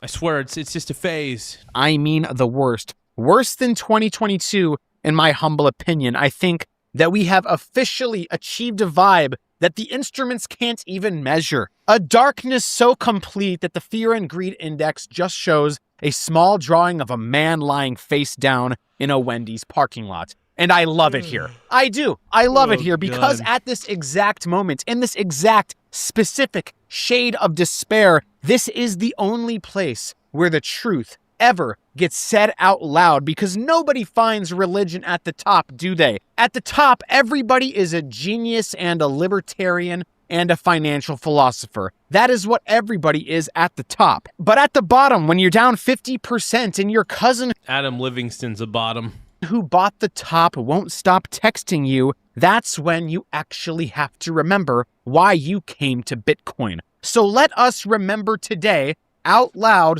how stupid Bitcoin actually is. Let's remember that. Hezekiah Wallace says El Salvador is going to lose a lot of money, as they deserve, by the way, because any country that makes Bitcoin like their reserve currency or their primary currency deserves to lose their currency and deserves to lose their nation. Yes.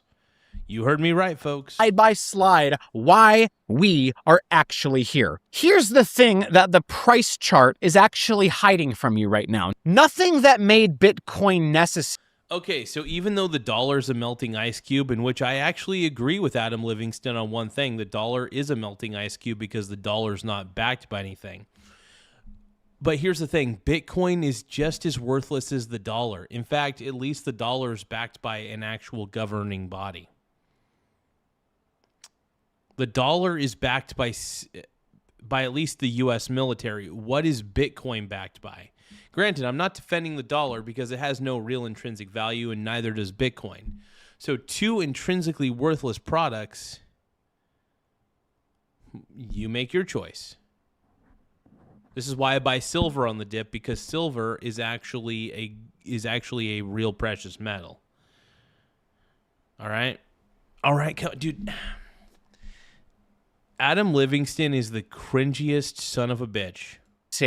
Got fixed while you weren't looking, okay? The world built a money printer. Then they handed the money printer to politicians, to the banks, to the overseas wars, to bailouts, this entire sprawling priesthood of the credentialed psychopaths who run our government, these people who genuinely believe that the economy is a thing that you yell at until it just happens to start behaving. That's not the way it will ever work. And then, this same exact civilization that we are living in, it had the audacity to act shocked, surprised, and scandalized when everything started getting priced like beachfront property in hell. The drawdowns didn't repeal any of that. The printer is warm. The wars are still catering. The psychopaths...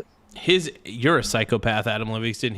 Adam Livingston's arrogance is unmatched. I thought I was the most arrogant man on YouTube, and then I met Adam Livingston.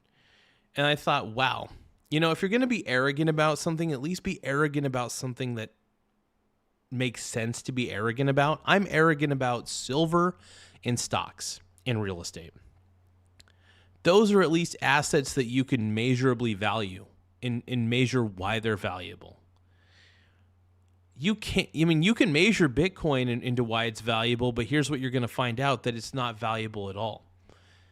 That Bitcoin doesn't matter. It's a string of data. That's all you own. It's not a protection against inflation. It's not a hedge against inflation. And you know what? Stop telling me that there's only 21 million Bitcoin. That doesn't matter. Because 21 million times zero is still zero, by the way. 21 million times zero is still zero. Because zero intrinsic value means it's just not valuable at all. Who cares if it's scarce? It's not valuable. Scarcity doesn't mean anything if the underlying asset itself isn't useful. Bitcoin is not useful. Gold and silver, those make sense. Real estate makes sense. Stocks make sense. All of those, their values can be measured without looking at the market. I could figure out why gold and silver are valuable without looking at the market. I know why they are. They're useful. Bitcoin is not useful. Okay? Come on.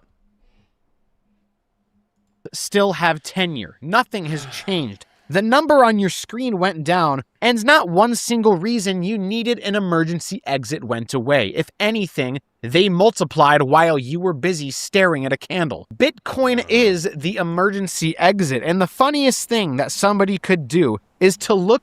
Yeah, Bitcoin is the emergency exit if you want to destroy your wealth. If you're tired of being wealthy, get into Bitcoin so that way you could escape your wealth. That way you could ruin your entire portfolio. Getting into Bitcoin is just, I'm sorry, if you want to have a little bit of Bitcoin, fine. But if your entire net worth is tied into cryptocurrency, I got news for you, bud. You're a chud. I got news for you, bud. You're a chud.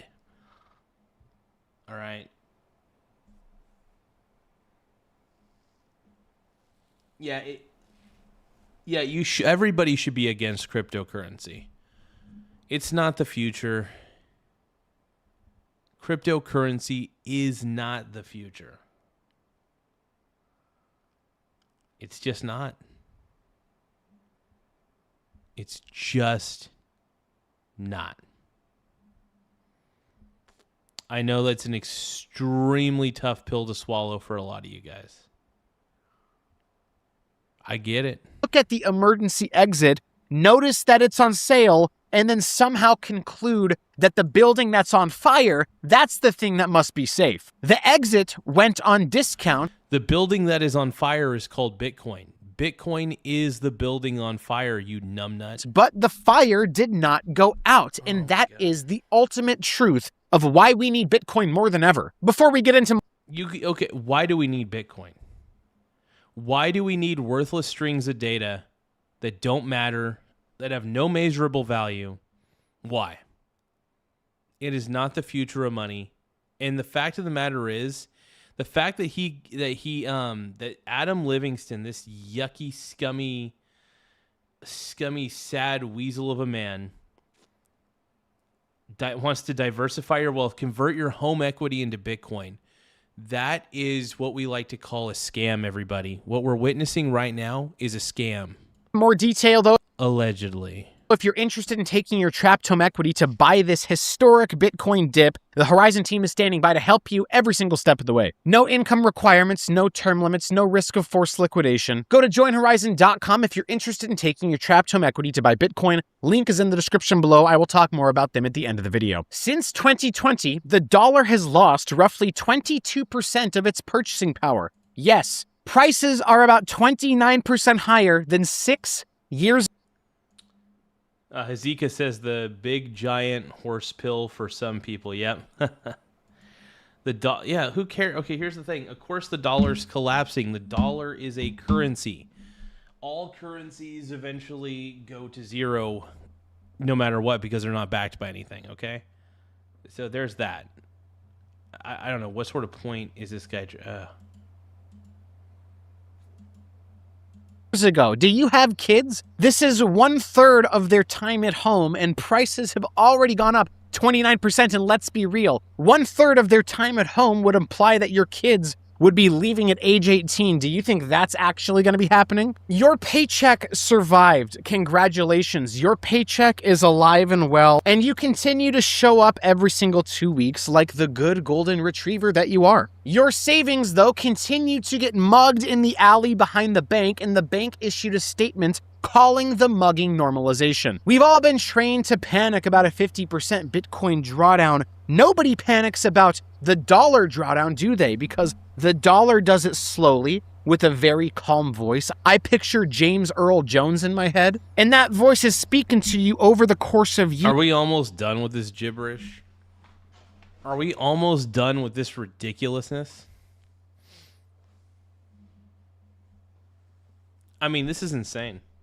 While wearing this costume of stability. It's the difference between a heart attack and emphysema. One gets the ambulance, the other just gets you a little more out of breath every single year until you can't remember the last time that you took a full one. Inflation is taxation without legislation. Last I checked, nobody voted for this. There was no bill or a debate or a roll call on the floor. It is a tax that just arrives to us via osmosis, and then it gets blamed on the greedy grocery stores and the weather. And the cruelest joke is that they made The cruelest joke is that you're a grown-ass man who believes in Bitcoin. That's a sad reality. But you made a lot of money off of it because you have basically made a very successful YouTube channel off of convincing people that something that is fake is real. Made you grateful that the money printer existed. Imagine if we hadn't acted. That's what they'll tell you. It would be like if an arsonist tried to burn your house down.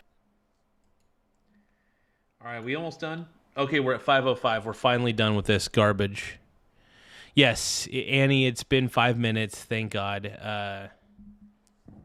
This is insane, man.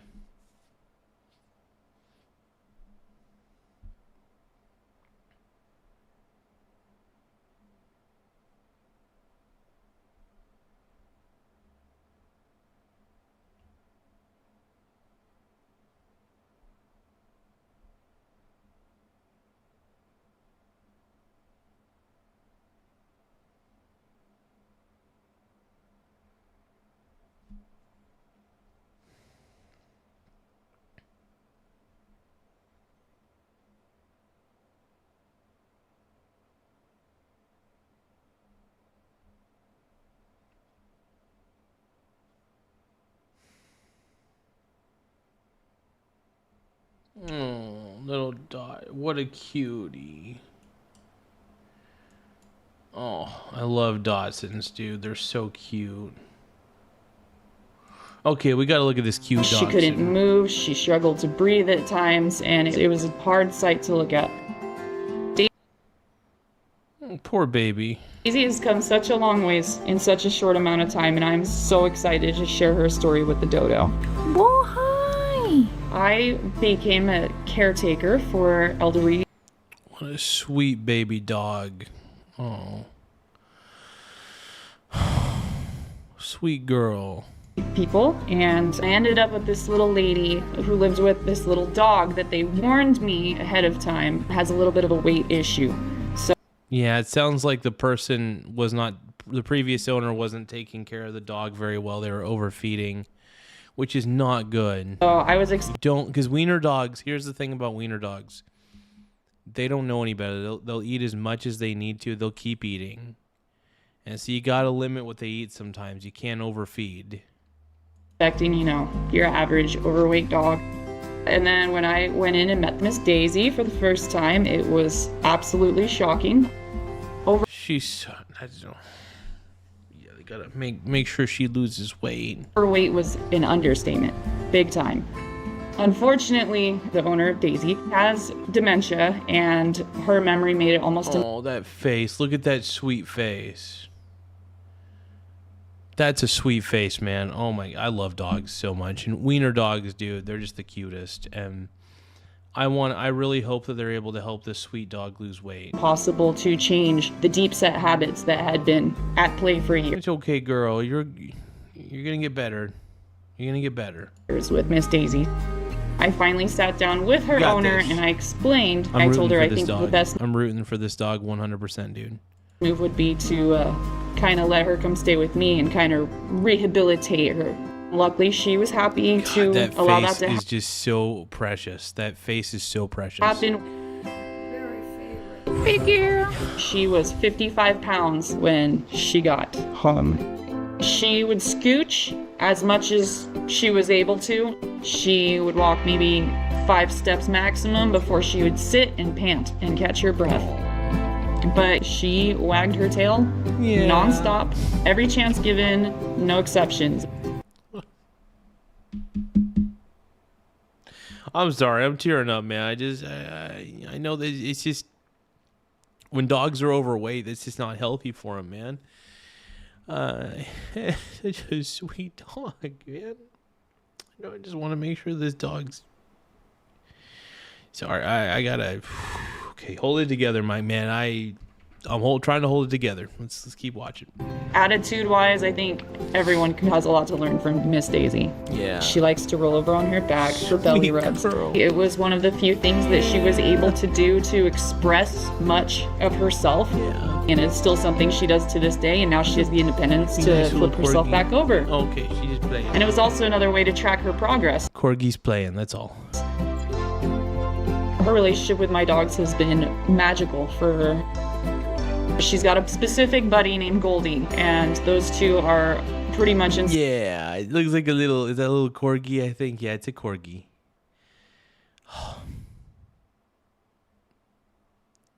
It's such adorable, both beautiful dogs, right? Separable. I think that the mental stimulation of that alone was tremendous for her. The world was so small. Yeah, she has little friends. That makes me happy, at least. You know, you don't want that dog. You want that dog to have as many friends as possible.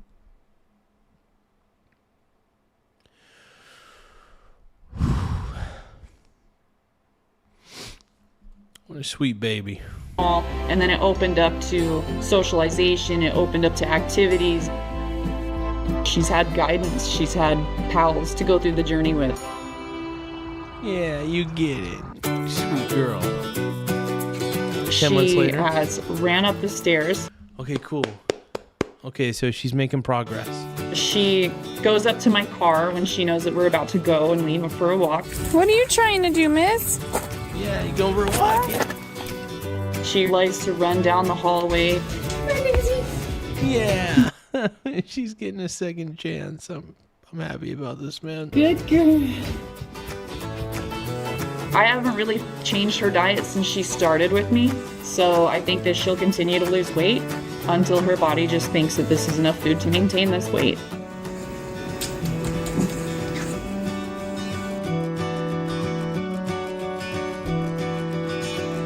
Hi, pretty girl. She looks way healthier. You know, she's still technically overweight, but she looks so much healthier. Makes me very happy. She runs a lot. Everybody has something to learn from her because she showed how much attitude can get you through almost anything. And she has the most positive little attitude I've ever seen. I love it. Blue Nose Pity, what up, dude? Actually weighed her this morning, and she is 22 pounds. And the difference is just astounding. It never ceases to shock me.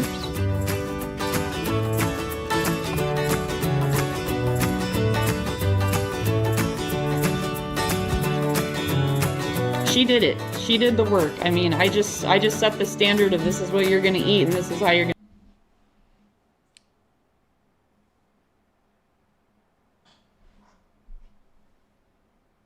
I think I just heard a fire, or I think I just heard a gunshot go off. Hold on. I gotta check something.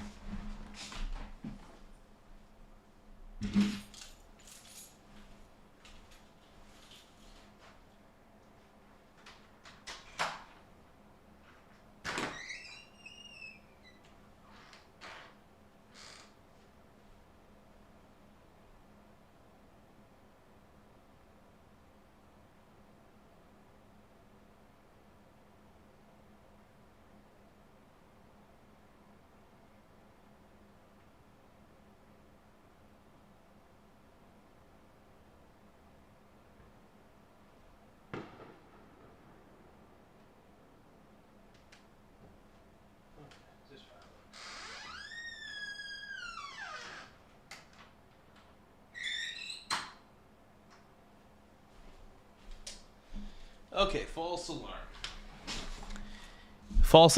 People were doing fireworks. Freaked me out for a second, man. I was like, what the fuck's going on? It was just fireworks. Oh, man.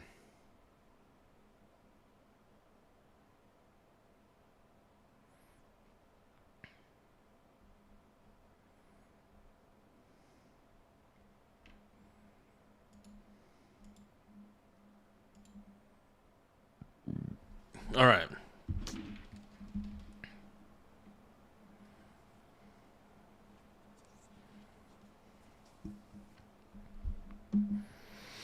Okay. You're gonna live, and she was like, all right, I can do that.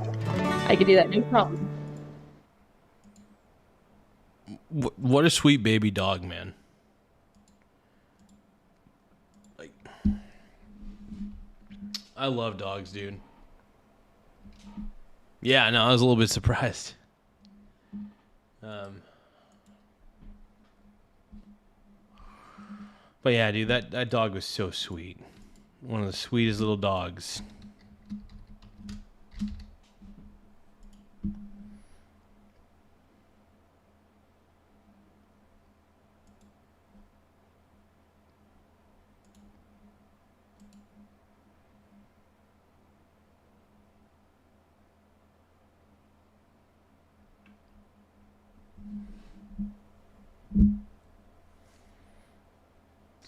Joe Rogan and Bill Murray argue about the homeless crisis. I bet Bill Murray's denying. If you're empathetic for them, you don't let them just camp out and shit on the street. What you do is you try to say, hey, obviously we have a real problem. This needs to be addressed for the greater good of the city and for these people. They need mental health care. They need addiction care. It's a real problem that needs to be addressed. You can't just leave them out in the street and let them do whatever they want and become a hazard for everybody else. Then it makes the city kind of fucked up. Well, I don't know what when you speak it sounds like more of a political choice. No. Someone's saying, well, it sounds like you're saying they're being, paid to shit on the streets and I'm not saying become they're mentally being ill. paid to shit on the streets. They I are always felt like mentally mental ill. illness happened first before living on the street. Unquestionably. And it's all during the Reagan administration when they opened up the mental health institutes and just let people out in the streets. Well, it started before that in New York. And that was my experience in New York was like Rockefeller, way back when, and I could be wrong, but this is how it was attributed, sort of closed up the mental health hospitals and pushed these many, many, many people out on the streets. Yeah. That had nowhere to go. And it wasn't a poverty situation, although it looks like it when you look at it. It's really a mental health situation. And a great number of these people have no interest in going into a place. Right. They would just as soon live on the street. Their life is like an interior monologue that they can't control, and living in a home is no different than living on the street. The thing is still going on. The conversation is still going on inside the brain. But there has to be a solution for it. Yeah. Well, okay, but so I don't disagree that there has to be a solution, but I don't think that people are. This is sort of like where, I'd like to think about, let's not talk politics. Let's agree like what we can agree on. So that solution is like, this is where the great minds of California or the United States need to come together and say, okay, why don't we solve these problems that are common to every state has a city that has X number of people living on the street, whether it's Yankton, whether it's, Give me one moment, you guys. I gotta check something real quick.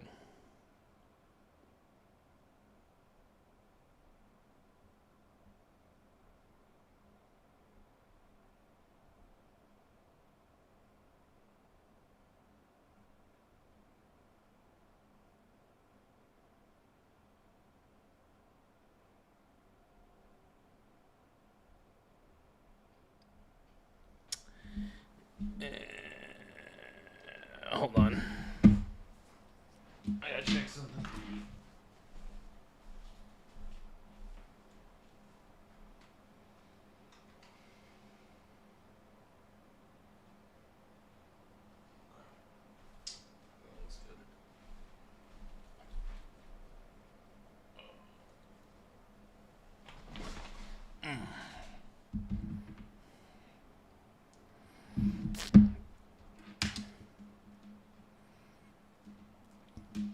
All right, Zaddy's back. Minneapolis, whether it's Louisville, whatever, everyone's got like a street scene situation that's rough like that, and it's hard to say you say there's got to be a solution. Where's that going to come from, and who's going to believe it? If it comes from this direction or that direction or this side or that side, how do you like evaporate the walls of separation and say like how do we get the right people with the right minds to solve these questions? These are real things, and people argue about them. You and I are not arguing, but we're talking about it. Yeah. And now Zika says mental institutions were starting to close down many years before Reagan, but not all people living in the streets are mentally ill either. Yeah, some people just get into drugs as a bad choice and get addicted to them. That's where rehab comes in, you know? Especially when they start shooting up on the streets, that's the time to maybe arrest them and get them into rehab. That's what I think. Neither one of us are sleeping on the street. Right. We both feel compassion for it, you know, empathy for it. But how do you get people that are far removed, and we could say we're far removed from it, to like allow the solution to take place from one side or the other? From one side, any side. Who gives a damn who's got it right? Well, it has to be a completely bipartisan thing. We have to look at it in terms of the health of human beings in our community, right? This country is supposed to be our community. These people that are on the street, they are sad, sick people in our community. And some real effort has to be taken to try to change that instead of just enable them to keep doing it. That's all I'm saying. I just don't think that the solution is let them camp wherever they want, let them shit in the streets. Argue. I'm not. There's no argument to what you're saying. No. There I don't is think no you are argument. arguing. So you were in this situation. You had this. People call it a platform or a place where you invite people to come here that can speak to lots of people. Yeah. How many people watch your show? A lot. So there's lots of people watching your show. And when there's people that make sense, you hear it. It rings a bell. You know, it sounds like that. I wish I knew the answer to solving these things. And occasionally, like I say, you see people who are these problem solvers, and the problem solvers come. But you know, people want to choose their own problem solver. You know, it's I know. There's also money in being a problem solver. That's the problem.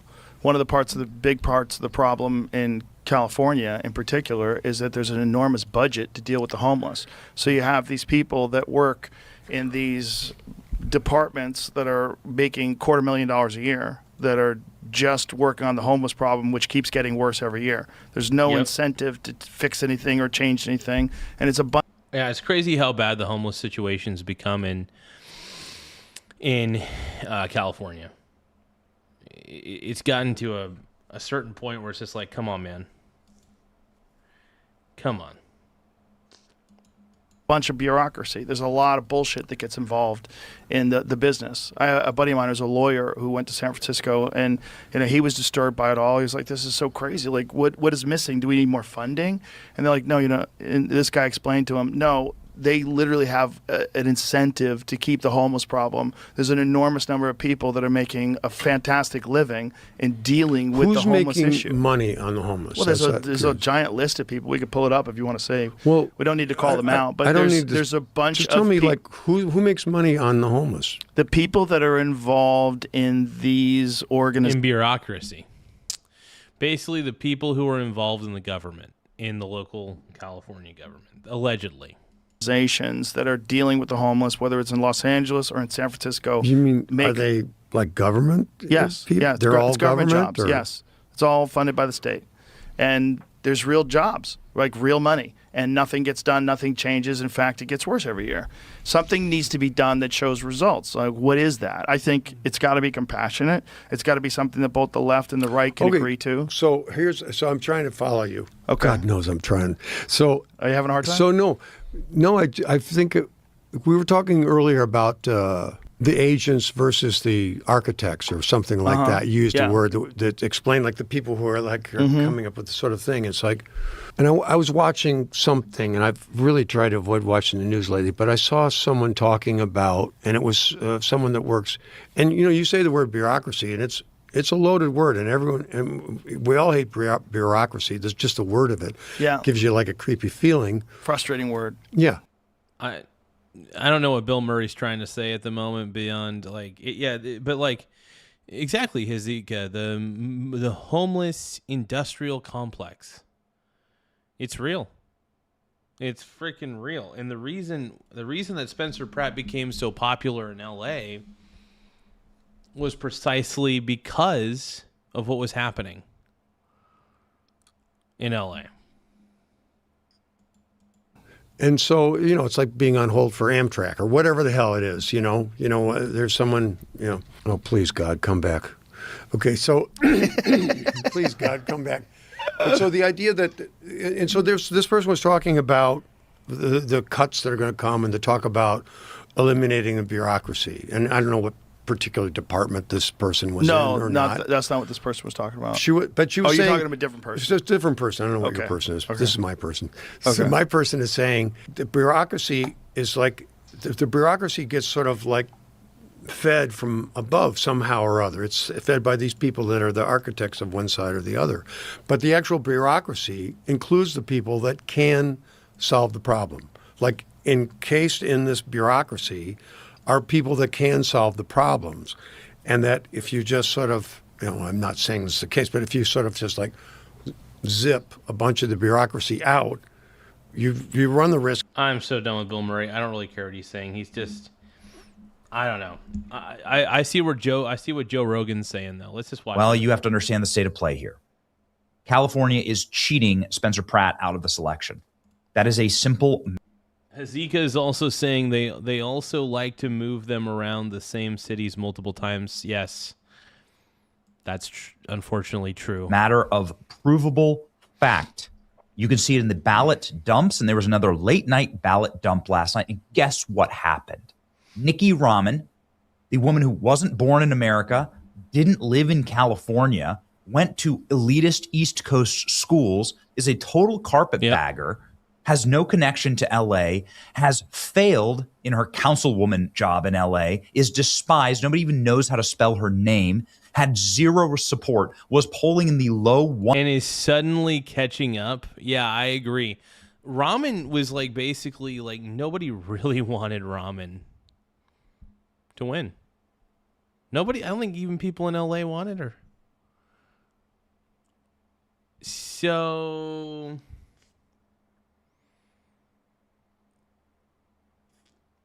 I don't know about this, man. This just seems very, very sketchy. Something about this does not add up. 1 digits in support is somehow surging in the late mail-in ballots. You wouldn't believe it.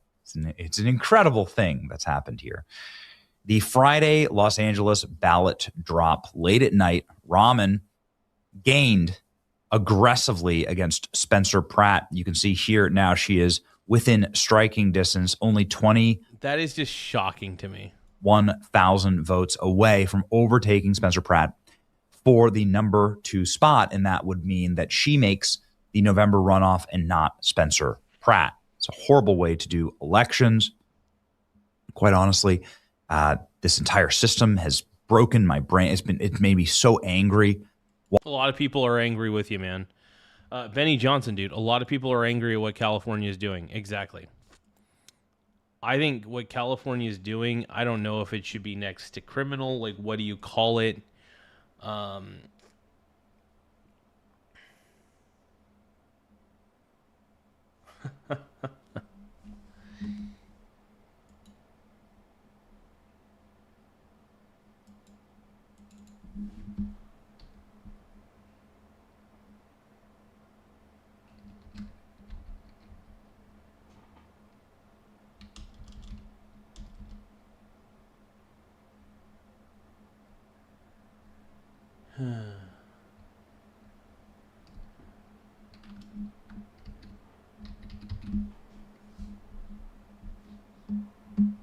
Give me one moment, you guys.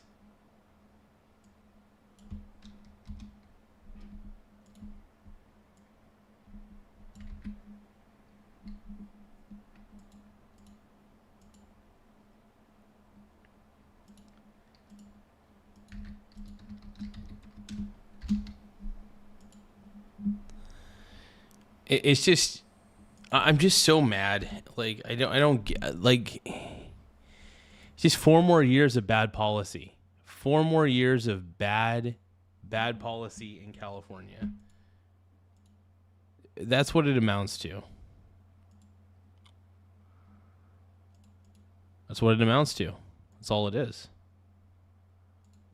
Watching how this happens. Surprisingly and interestingly, Karen Bass has stopped gaining votes because they already got that one locked up. Isn't it amazing how it works? How the system works? How funny. Well, Spencer Pratt is under complete attack right now. 71% expected. They know that if Pratt goes up against Bass in the runoff, that Bass doesn't have a chance.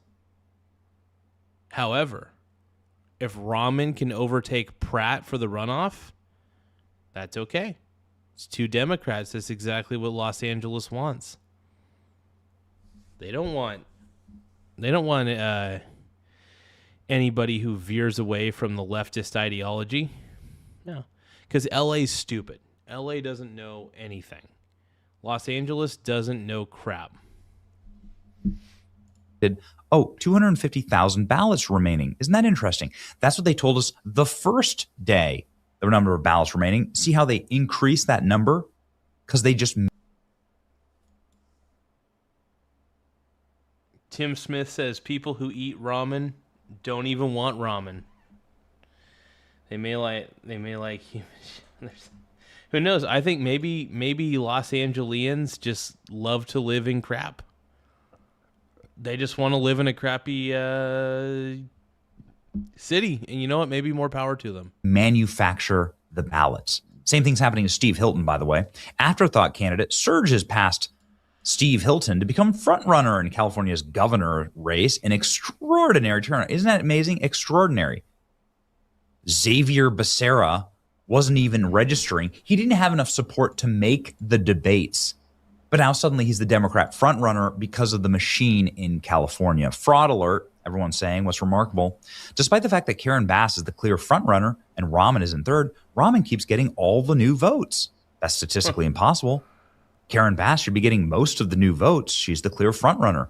Assume that she had the most support, right? Because she has the most number of votes. Yeah. But every dump keeps going for this Nikki Rahman that nobody even knows how to spell her name. Yeah, we all know what's happening, dude. Benny Johnson, you and I were both skeptical of what's happening. I think everybody should be. Why not? It makes zero sense. Clearly cheating. Rahman got the new votes so she can pass Pratt. Los Angeles mayoral race had 65% of expected votes in last night. Today, they have 64% expected votes in, less than yesterday, with an estimated 300,000. This is how they cheat. They keep increasing the number of remaining votes because they need to keep pushing Nikki Rahman ahead, and they don't want to be aggressive. You can't do like, here's 100,000 votes for Nikki Rahman. You have to be a little more subtle about it. But this is how they do it. They just increase the number of votes because they're literally printing the votes. They're manufacturing the votes. Nikki Rahman absolutely trounced the latest Los Angeles mail-in. She gained 13,000 votes on Spencer Pratt. She's winning the number 2 spot if this continues. Look at this. Look at that. Now, isn't this fascinating? Nikki Rahman got 23,000 late mail-in ballot votes. Karen Bass only got 20,000 and Pratt got 10. So, I have my doubts. A 21,000 vote gap remains between. Yeah. Wait a second. If this were a legitimate drop, if this were a legitimate voting, why wouldn't the polls be breaking out like this? Nikki Rahman was getting like 9 and 7% in the polls. Yeah, she would. Yeah. I still don't trust the polls, but I see where he's coming from on this. None of this ever reflected in any data that we saw previously. Nikki Rahman was getting bodied at the debate. She was crying, conceding on election night. Yeah. I've seen this one before. This is just like 2020. Stop the count. And then you just drag it out for days in Wisconsin and in Michigan and in Arizona. You just drag it out for days in Georgia. And then you finally get tick, tick, tick, tick, tick, just enough to put Joe Biden over. We're seeing the same story played over and over again. California is a disgrace. This should be outlawed. Mail-in ballot dump pushes Democrats ahead. Pratt's lead diminishes. Hilton now in second place. The U.S. attorneys are touring the vote centers here in L.A. They move all of their votes into a giant warehouse. They fly them in. Why do they need to count in a warehouse? These vote centers are how the fraud happens because they can add votes on the plane ride. They can add votes in the more you move the ballot, the more time that happens before actual counting of the ballot, the more chances there are for fraud. So the way you want a vote to go is you want to vote immediately and have that ballot immediately barcoded and registered in the system. That's how it works in Florida. Here's your ID. Here's your ballot. Here's your barcode. You get a receipt of your ballot, and you can track that ballot in the system. You can see that it was counted. You can go into the state website and see it. That's amazing. Florida, California, why can't you do what California? Why can't you do what Florida's doing?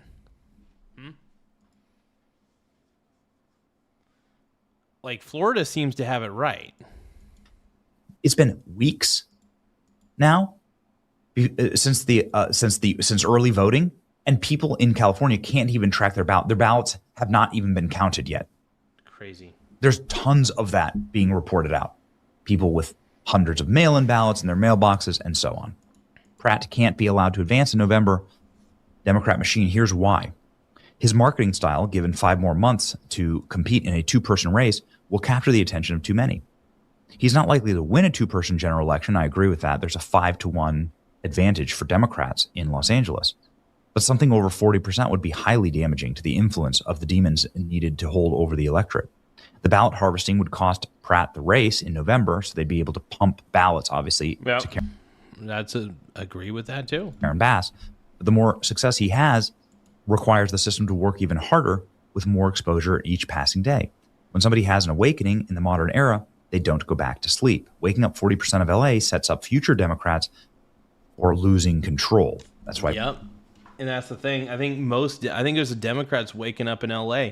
And you know what? It's just going to take LA getting worse, dude. All it's going to take is LA getting worse. We got Orwell the resident saying, Garza, what up, Orwell? Mandy says, as an Australian, this is crazy work. Yeah. I mean, this is wild, man. And this is why a lot of people Laugh can't out loud. trust the system. Orwell the resident just sent a happy poop yum yum. Thank you so much, Orwell. I appreciate that happy poop. If anybody wants to send any happy poop yum yums, it's my favorite YouTube gift. So please tap the gift button in the lower right-hand corner, and preferably, if you can, send me some happy poop gifts or other gifts.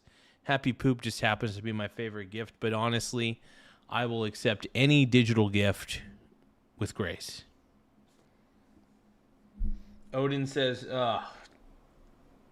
Odin, you're so wrong, bro. You're so wrong. By Pratt has to be third by Sunday. Today's Saturday. That's what they're saying. Obviously, there is an enormous number of fraud vectors. The state attorney, I guess if there's a good thing here, is that Spencer Pratt is popping off and that the state attorney, laugh out loud, federal attorney, Bill Alisson. Oh, thank you, Texas Jane. Appreciate the happy poop yum yum. Hell yeah.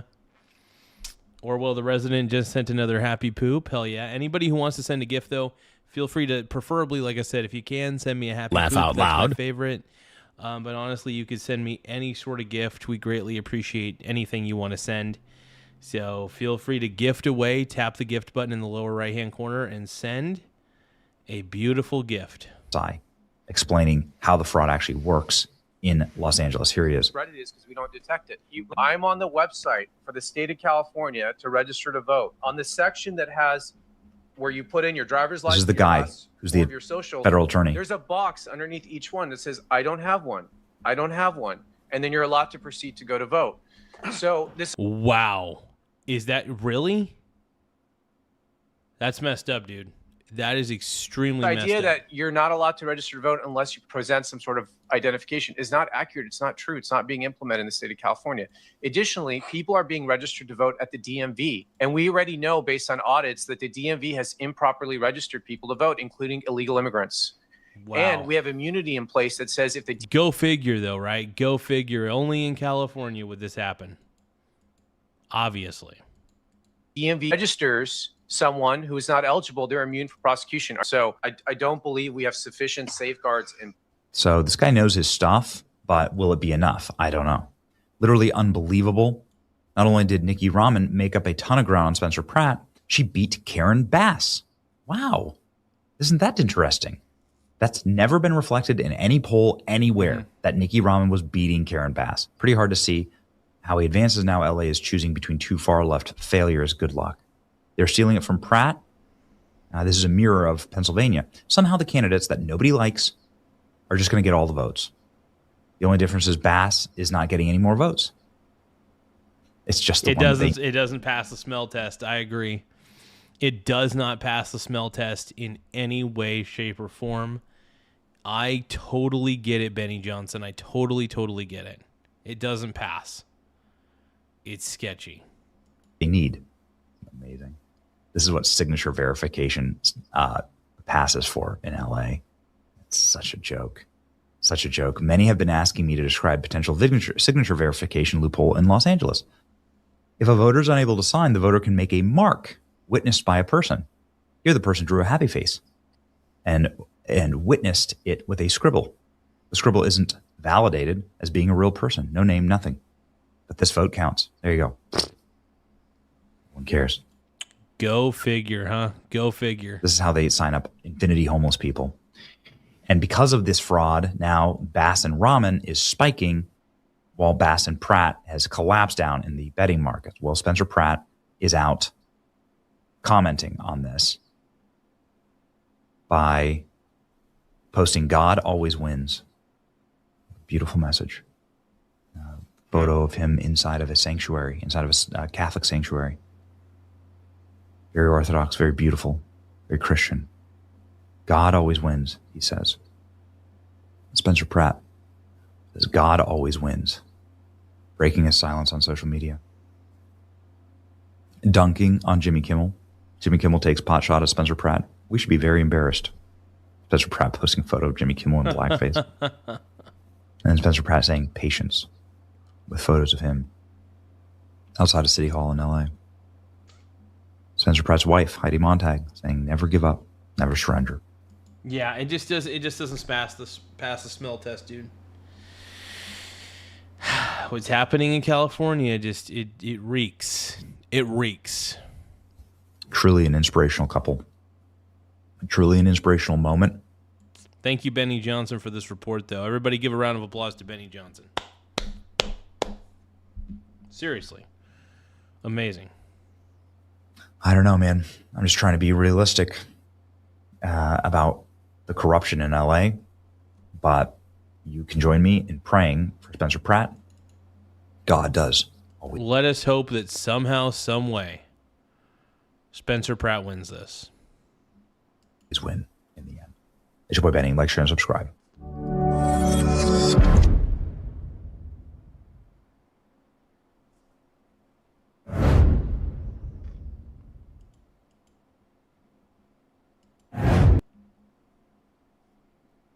What he's saying is that they're manipulating the ballots that are for the.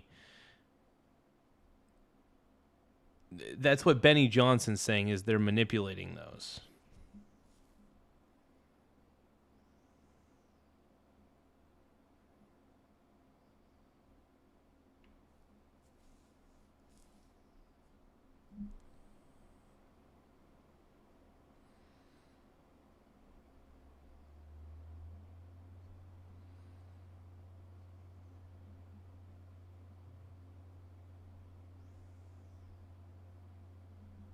Oh, I can't look at that. That's sad. It's too hard for me to look at.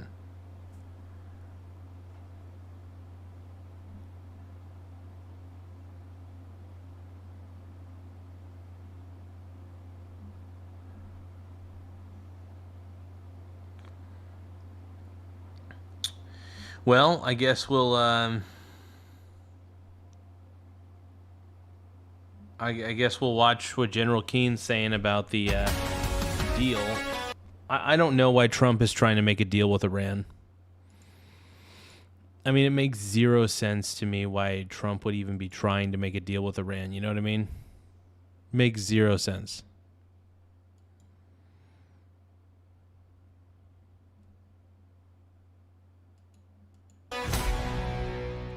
Welcome back. An advisor to Supreme Leader Mojtaba Khamenei threatening a wider war and calling for the U.S. to unfreeze billions in Iranian assets. This as the U.S. and Iran have been exchanging strikes overnight. Here to react, this so-called test of trust is Fox News senior strategic analyst and chairman of the Institute for the Study of War, four-star General Jack Keane. General, thank you for being here. Obviously, this is going on and on for weeks now. The president has demonstrated great patience to try and get this deal. I want to play for you a soundbite we're hearing now from a military advisor to the Supreme Leader about the negotiations. Here's what that advisor had to say. Listen here. This is a sign of trust building. If Trump takes the negotiations seriously, $24 billion is not much to America. If he wants to reach an agreement with Iran, this $24 billion is a test of trust that Iran wants to have with Trump. This is a test that America must pass, and the path will be opened. This is our own money, not America's money. General, what's your reaction to that, and where do things stand as far as you see it? Yeah, well, I think that leader there has his head literally in the wrong place. He thinks this is some kind of arbitration, where each side is going to make concessions to get to a common point. That's not what this is about. I mean, President Trump brought us, the first president in almost 50 years, brought us to this consequential point to take Iran off the map as a predator to its neighbors in the region and to worldwide sponsor of terrorism. Once and for all, we're going to stop the killing that they've imposed on others and they've imposed on their own people. That was generally the objective of Epic Fury. And President Trump stopped it after they shut down the Straits of Hormuz because they appeared to use that as a negotiating lever to make a deal. And they said that they would open the Straits in 2 weeks, and they never did. And we are here in negotiations trying to work something out. But what we're insisting on, and we have the leverage to do it, we have 5 weeks of Epic Fury with 2 more to go to finish them. We have the naval blockade, which is creating economic peril, along with the very long list of things that Secretary Bessent and his outstanding economic team is doing to impose economic pressure. Here's the thing. Even if, so I'm a little confused. Is the blockade still on or is it not on? That's what I'm confused about. Jack Keane, I need to know, dude. I need to know what the fuck is going on. Just don't get it, man.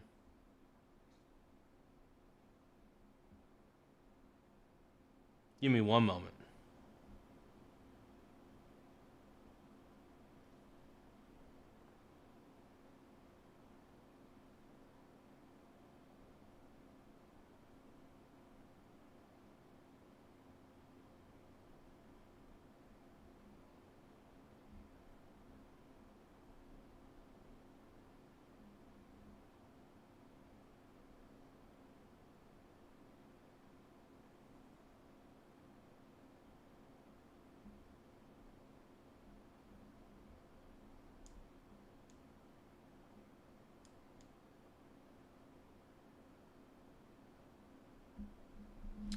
Okay.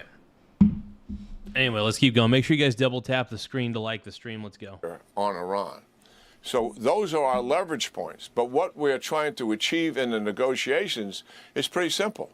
We want our maximalist demands that we would achieve if we were using military force. That is what we want from the regime.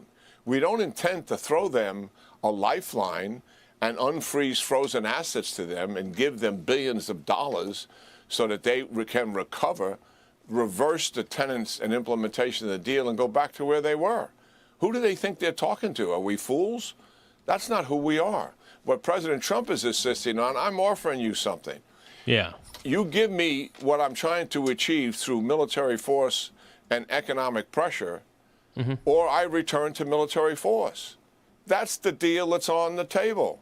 What this government official is talking about is something quite different. We're not conducting an arbitration between a labor union and a business firm here and we try to work something out equitably. That's not what this is about. This is meet our objectives without having to impose more military force on you or not. So that's kind of the impasse we have. So, General, this has been going on for 8 weeks now. The president showing great patience here. And even I was at the White House this week. The president was talking about if this deal gets signed, some of the details would include Iran allowing the U.S. to go in and get that so-called nuclear dust that's near bomb grade enriched to 60%. But yet, as this drags on, are you concerned that we are headed down a path that's going to lead to renew the fighting? I think the fighting's inevitable. I don't want to believe that, but I just think the fighting's inevitable. It's something you don't want to naturally, you don't want it to keep going on and on and on. But it just seems like it's going to keep happening. So what do? Do you delay the inevitable any more? Do you keep going? Like, what do you do? Like, how do you go forward with it? I guess is the question. I don't know. You ask me, I ask you. What do we do? Well, I think we're pretty close to one or the other right now. And I think we'll probably in a couple of days get an answer. It seems to me that the administration is at a point where they have run out of strategic patience. They have given Iran lots of rope here. So much rope. In fact, if I'm going to argue General Jack Keane, too much rope is what they've given him. And to be honest, it's enough rope for them to do you-know-what to themselves. Iran's just, they're making all the wrong decisions. They're making all the wrong moves. I don't know how I really don't know how you fix the Iran situation, to be honest. I really don't. It just makes no sense to me, man.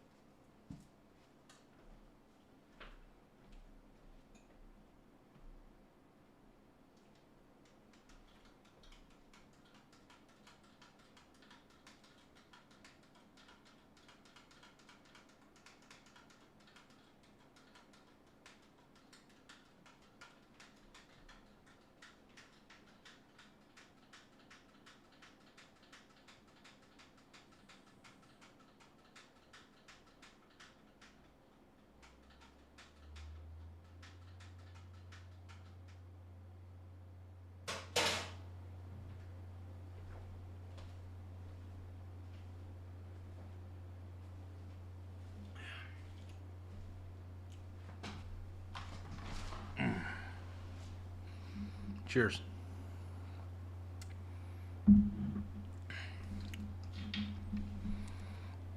I gotta take a whiz. Hold on. BRB, you guys. I gotta take a whiz. BRB.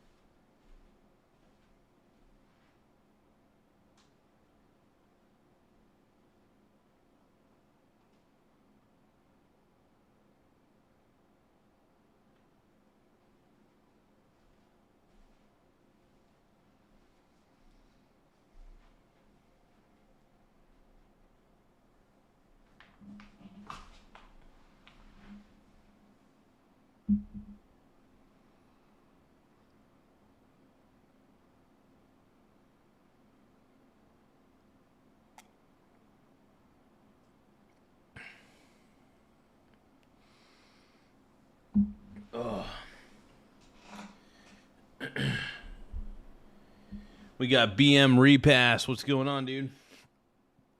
How's it going, my man?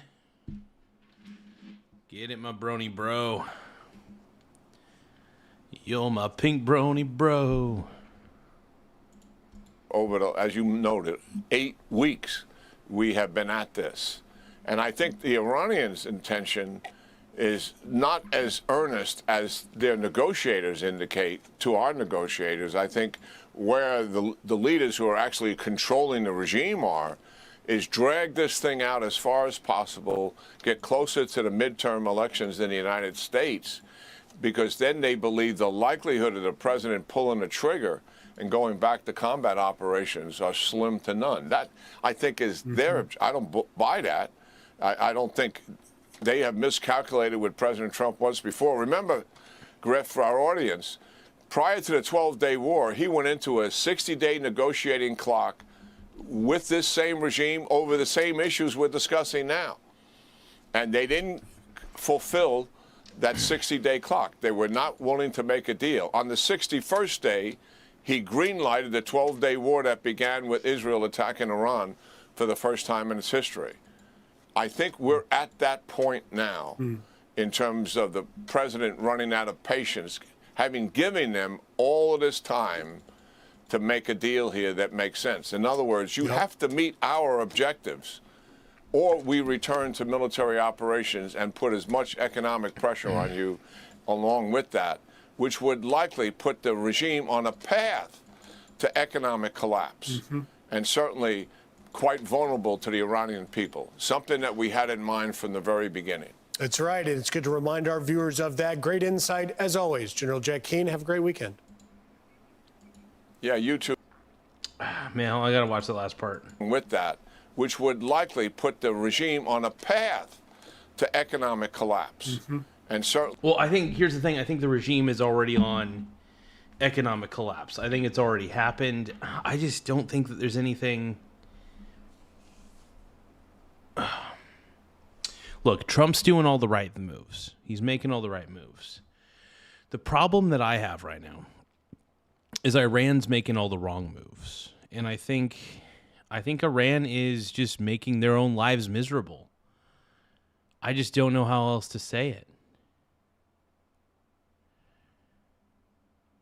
I mean, it's just, it's so obvious. Maybe I'm crazy. I don't know. Maybe I'm crazy. But yeah, Iran is up for economic collapse.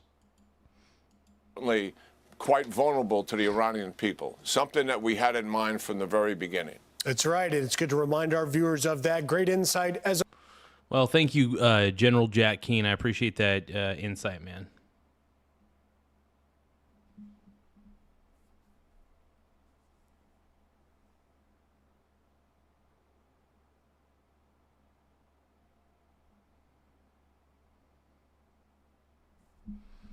Okay, let's see.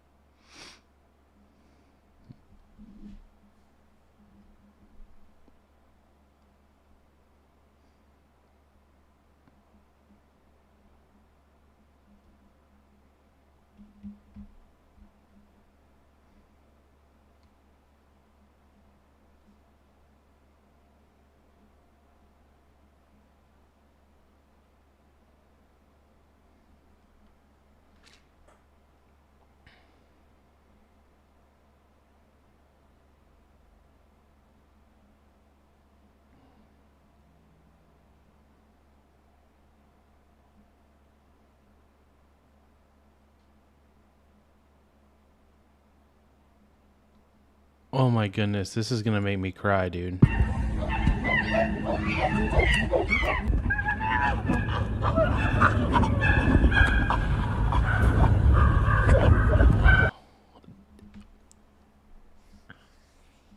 $28 That's torture, dude. That's how can you lock up anything for 28 years like that, man? Any amount of time. Oh.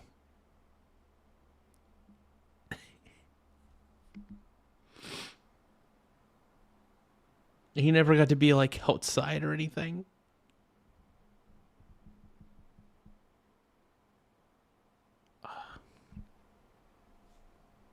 That's hard. I can't.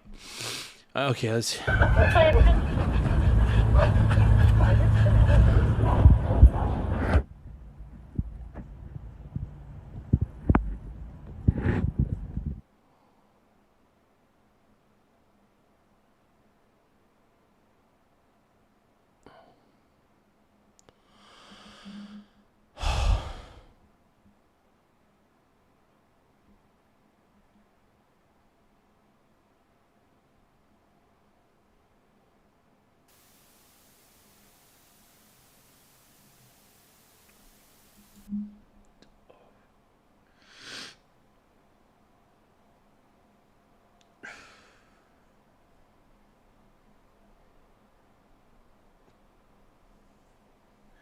That makes me angry to know that he was even locked up, man.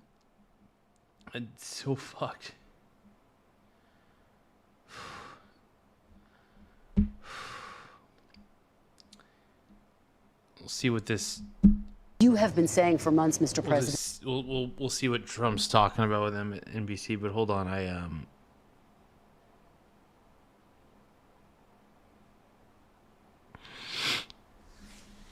Oh.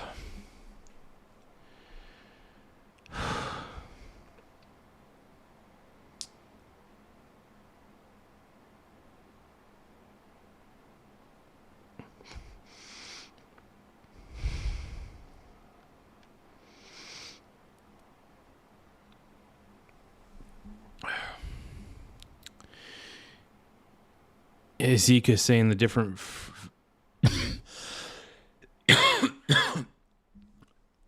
the different factions within the Islamic Republic are having constant infighting. Yep.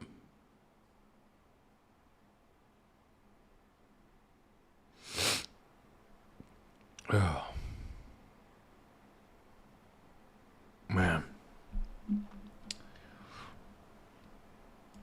That Iran is begging to make a deal. True. If they are so desperate to make a deal, why haven't they made a deal with you yet? Because it's a very hard thing for them. They've had great independence. They've dealt with very weak and ineffective leadership on behalf of the United States and other countries, frankly, that allowed them to get away with murder. And I think they can't believe they're in the situation where they've been virtually decapitated. But if they're so desperate, Mr. President, why haven't they said yes to the terms you're Because they're proposing? strong, they're proud. There are things they never thought they'd be doing that they're going to have to do. They've got no choice. Well, and the thing is, they want to have nuclear weapons is the problem, and we can't allow that. That just can't be allowed in any way, shape, or form. So, what do you do from there?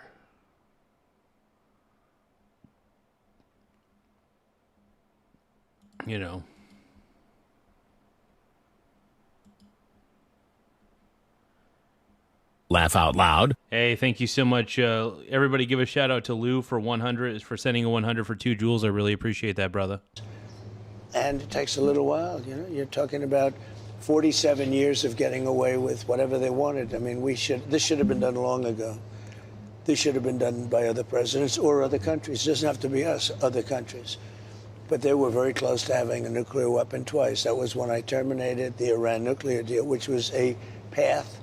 That deal, the JCPOA, that deal was tantamount to giving them a nuclear weapon. It was a horrible deal given by Barack Obama and really penned by him. It was a horrible deal. It was, it expired long ago. I terminated it. But had I not terminated it, it expired long ago. It was a short-term deal. It was a road to a nuclear weapon. They would have had a nuclear weapon 5 years ago. But, Mr. President, I'm curious because when you were campaigning, you said you would rip up the Iran nuclear deal, but negotiate a better deal. Why didn't you negotiate a better deal at the time? Because after it was ripped up, there weren't guardrails, and they escalated their production of enriched uranium. Excuse me. It takes years to do these things. These people have been fighting And they've been, by the way, they've been doing these things for years. The Iranian people have been doing these crazy things for years. And they've been doing it behind our back. They shouldn't have been able to. That's the point Trump's trying to make. They shouldn't have been able to, period, end of story. For 47 years, they've been killing Americans. They've been taking off their legs and their arm, and their faces have been hurt so badly and so horribly. I'm moving very fast. I'm into 3 months. You know, Vietnam lasted 19 years. I'm into my 3rd month, and all I do is say, whoa, when are you going to end? If I were a Democrat, nobody would be talking that way, but it doesn't matter to me. I've gotten so used to it. Look, we have totally destroyed their military. They have some missiles left. They have some drones left. They, Laugh out loud. Yes. Hey, thank you, Brian Dead Diver, for the flow state. I appreciate it, brother. And give you a love. Everybody give Brian Dead Diver a huge round of applause. Thank you for the gift. If you guys want to be like Brian, send a gift, man. The more gifts we get, the better. It does help the channel. So, no, I appreciate it, Brian. Thank you. Thank you for that flow state, brother. Mucho appreciado. Like I said, if you guys want to be like at Brian Dead Diver, make sure that you send a gift. It does give you the recognition you deserve. I love the gift givers, super chat givers, whatever you want to give. But mucho appreciado, man. Thank you for that flow state, brother. Thank you for that flow state, man. Much appreciated. Exactly. How many? I don't want to tell you. Can you give me a ballpark? But they have some left. No, but I know almost to the number, and we know where they are too, and we know where their drones are, and we know where their drone factories are. Most of the drone factories have been knocked out. Most of the launching pads have been knocked out, and most of the missile manufacturing areas have been knocked out. But they still have capacity. They have some missiles. They have some drones. I would say. Laugh out loud. Hey, thank you, Hazika Wallace, for the happy poop yum yum. Thank you, brother. Everybody give a shout out to Hazika, everybody. My boy. My homie. Thank you, brother. I appreciate it, man. But yeah, everybody give a... But Brain Dead... everybody give a shout out to Brain Dead Diver. Thank you, Brain Dead Diver. I appreciate it. Big time for the gift. Thank you, Hazika Wallace, for the happy poop. Appreciate you, man. Everybody's getting me into my flow state, bro. Percentage-wise, maybe 21, 22% of their missiles. It's a lot of missiles, but it's not what it was when we first attacked. So you're saying they have 21, 22% of their missiles left? Correct, yes. Okay. Okay, so I'm not going to lie. I had a mild form of dyslexia when I was reading your name. I thought it was Brian Dead Diver. So I legitimately had, like, no joke. I had dyslexia for a moment. It's been a long night.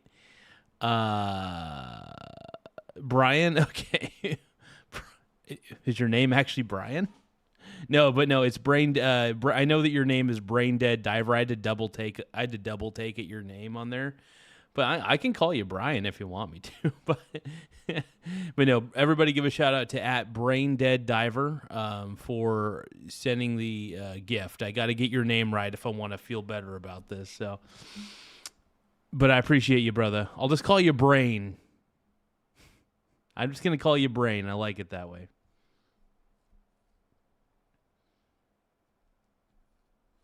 But anyway, let's keep going, man. We thank you for watching and remember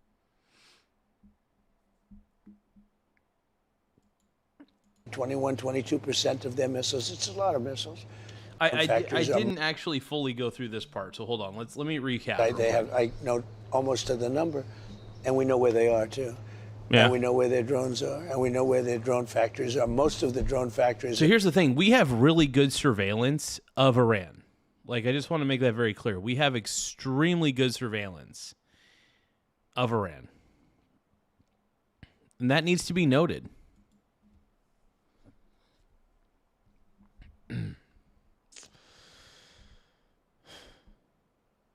But yeah, no, we have excellent surveillance of Iran. That's all there is to it.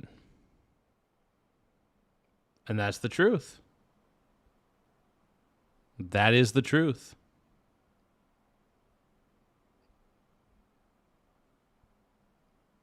incredible surveillance of Iran.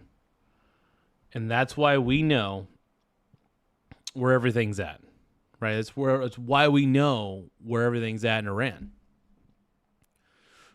Period. End of story. Have been knocked out. Most of the launching pads have been knocked out, and most of the missile manufacturing areas have been knocked out. But they still have capacity. They have some missiles. They have some drones. I would say percentage-wise.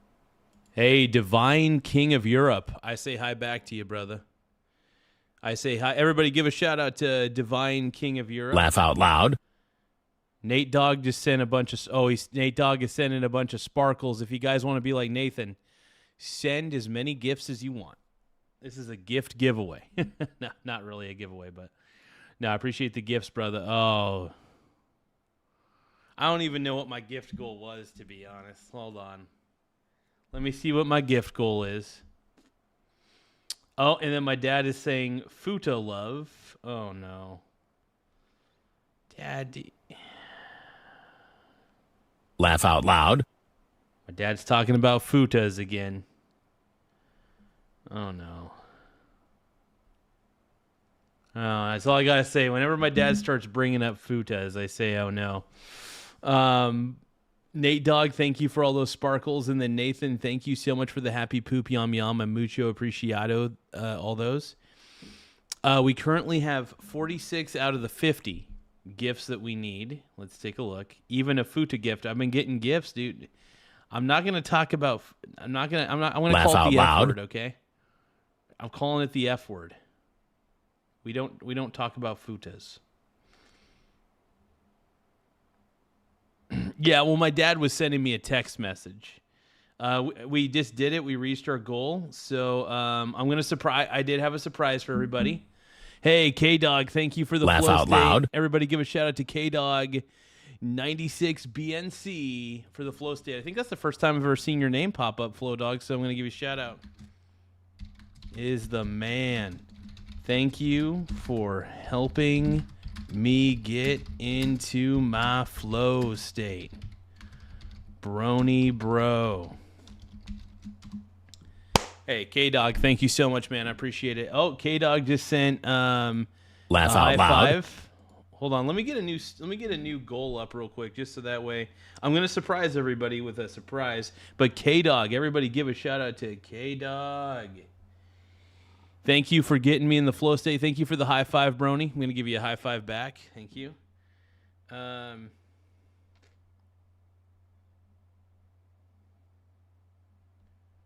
What will I do next? Okay, I did say that I would surprise everybody. So I'm going to surprise you guys. I got to surprise you. Got to do something random. Hey, Orange and Blue Forever. I say hi back. What up? So thank you guys for the gifts, by the way.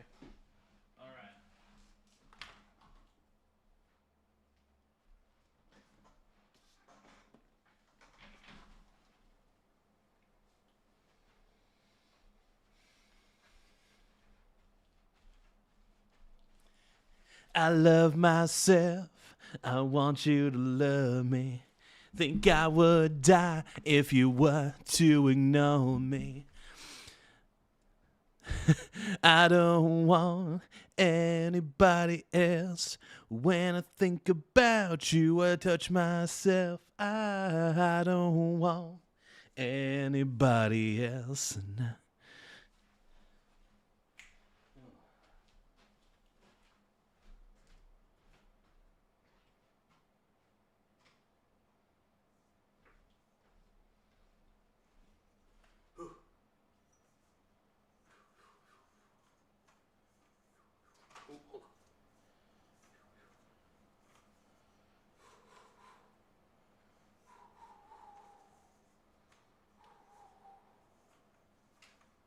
See if I can pull this off. Hold on.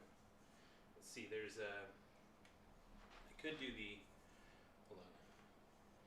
So there's one. So I just have to let it.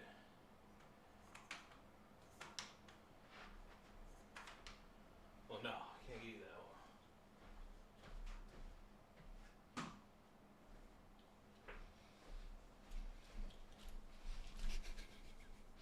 What up, dudes? Oh, tell me what you doing now. What you doing now? I'm gonna shake it now. Shake it now. Everybody thinks that I'm the food king. Do you know what I mean?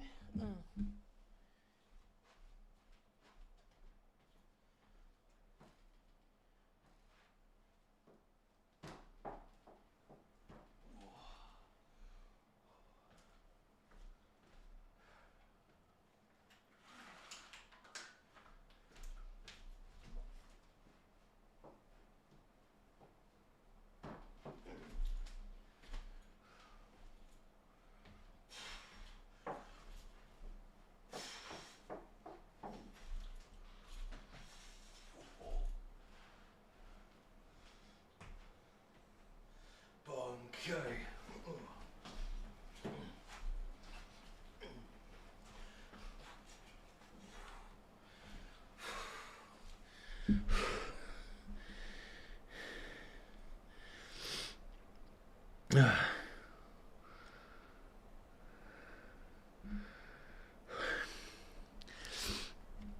Taking a look at the comments.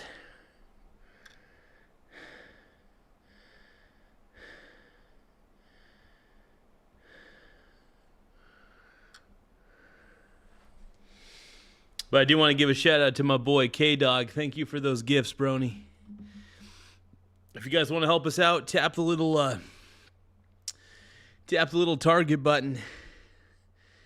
Send Zaddy a gift, bro. There is a 50-cent army troll in the comments. Yeah. Yeah. Oh, man. Love you, Chaz. I love all you guys. If you guys want to send a gift, though, it does help the channel in a lot of ways, so.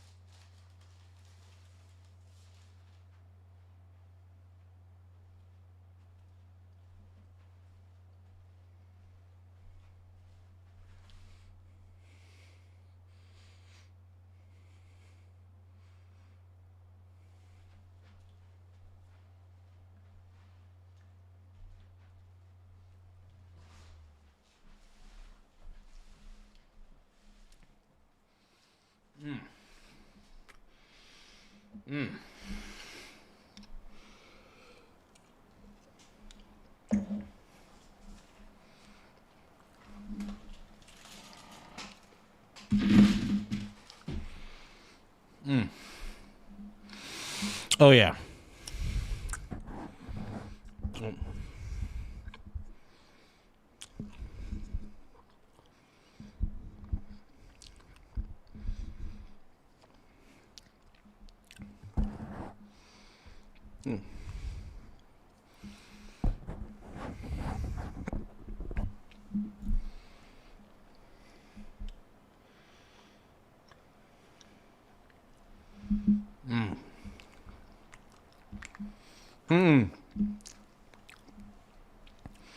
We are not giving up on Trump. We are Trump fanboys, yo.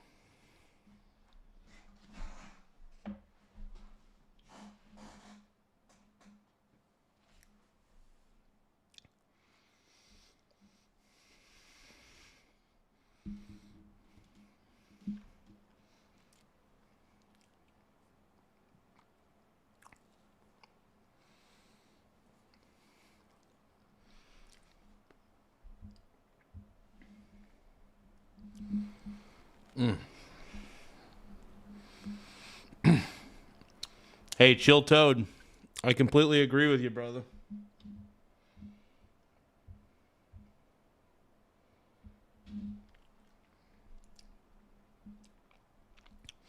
I'm making a chess move real quick. I got to make my chess move. This is the game so far.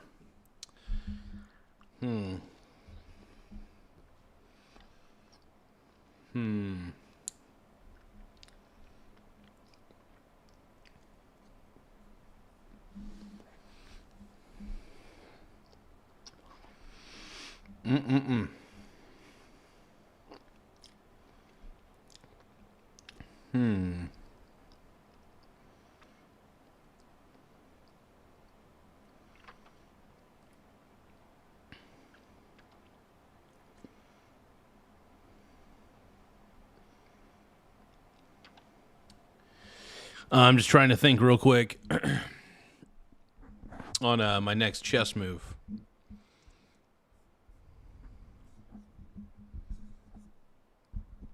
Hey, does anybody want to send me any happy poop gifts, by the way?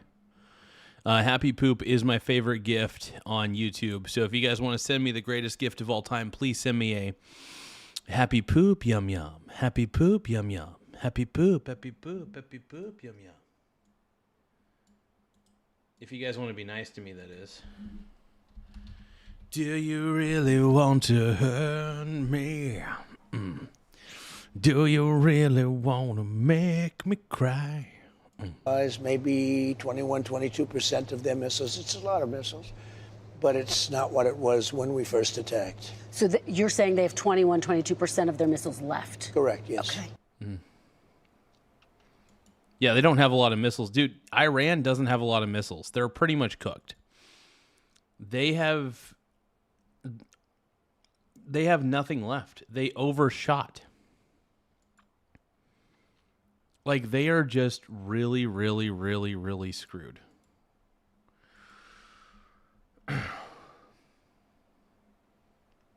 That's all there is to it.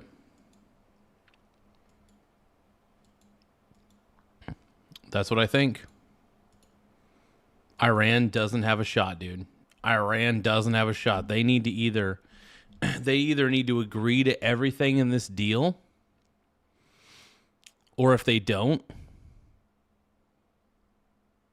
well, you know what's going to happen, right? You know what's going to happen. Because if they do not agree, they're cooked, man. They're cooked. And I think everybody knows that, too.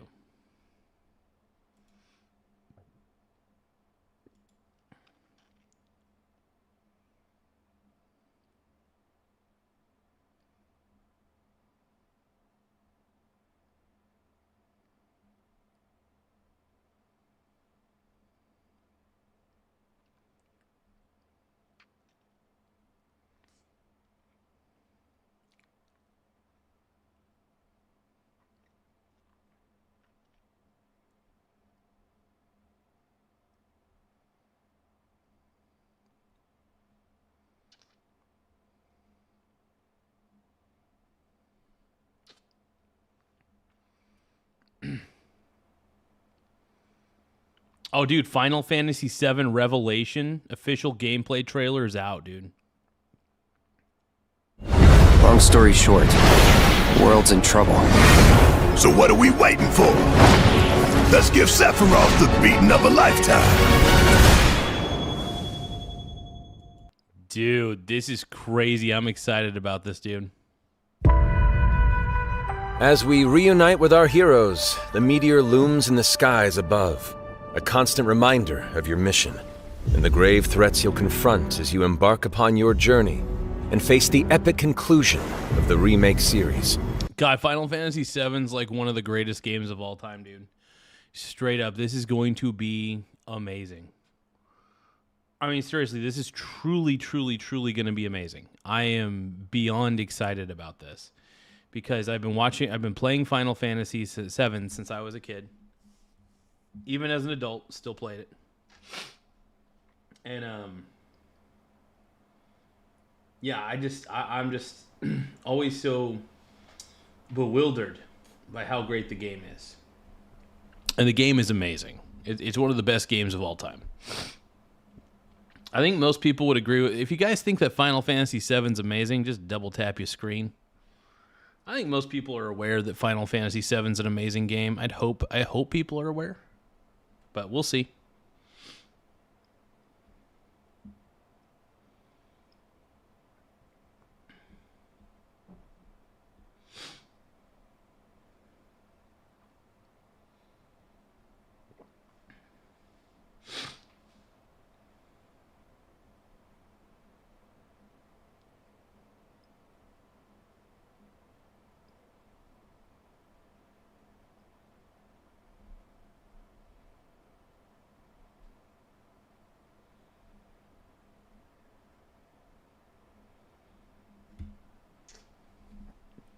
Let's go, dude. Aboard the Highwind, your very own airship, and the pride of the Shinra fleet, you'll take to the skies and witness our most expansive open world yet. From The mother effing Highwind, dude. Hell yeah, dude. Are you guys excited for this new Final Fantasy, the last part of Final Fantasy VII? The outskirts of Midgard, to the sun-drenched Medial Archipelago, to the warrior nation of Wutai. Simply pick a direction and set sail. Oh, he said Wuta, by the way. And sadly enough, Wuta rhymes with... I'm assuming my dad is still watching. So, Wuta rhymes with foo. Oh, God. My dad always wants me to say the Futa stuff on the... Jesus. He's gonna want me to say it, man. But how can you be expected to protect the whole world at once? You'll need to cover ground fast. I am not jumping. Yeah, dude. Orwell the Resident says Final Fantasy VII is the dankest FF. Yes, it is. No way, no how. Don't worry. These parachutes are top of the line. Pull the cord and pop. You'll be floating through the air like a feather. At any moment in the open world, simply pilot the Highwind to your destination and take a leap of faith. With the wind... You get full control of the Highwind in this one. I love it. Rushing past, you'll descend seamlessly from the sky above to the ground below. Where will the winds guide you first? That freedom is in your hands. But no matter your destination, to defeat your enemy, you'll need a fighting chance. And that starts with your trusted allies. At long last, with the world teetering on a blade's edge, everyone assembles at Cloud's side, forming an epic ensemble of heroes. Each with their own story that brings you closer together than ever. But a good unit needs more than friendship to save the day. It needs a disciplined combat regimen. The hybrid battle system, established in Remake and refined in Rebirth, is perfected in Revelation, putting even more power in your hands. In fluid, real-time action, seamlessly switch between party members to even the odds. Then, when the fight calls for strategy, enter tactical mode to unleash a suite of powerful new spells and abilities. Activate... Dude, this actually looks like a pretty decent game. You know, one thing I fell in love with Final Fantasy VII, though, was the turn-based battle system. I also don't have a PS5, so I don't think I'm going to be able to play this game, unfortunately. But it's going to be fun to... I'll definitely end up watching some playthrough of this game, that's for sure. Devastating synergies with your companions. And of course, call on mighty summoned entities that can turn the tide of battle. If I was to go with my top three... The top three characters that I love to use in battle, obviously you have to have Cloud. But my two supporting characters that support Cloud in combat was typically... I liked having Vincent. Vincent was actually my favorite number 2 to have.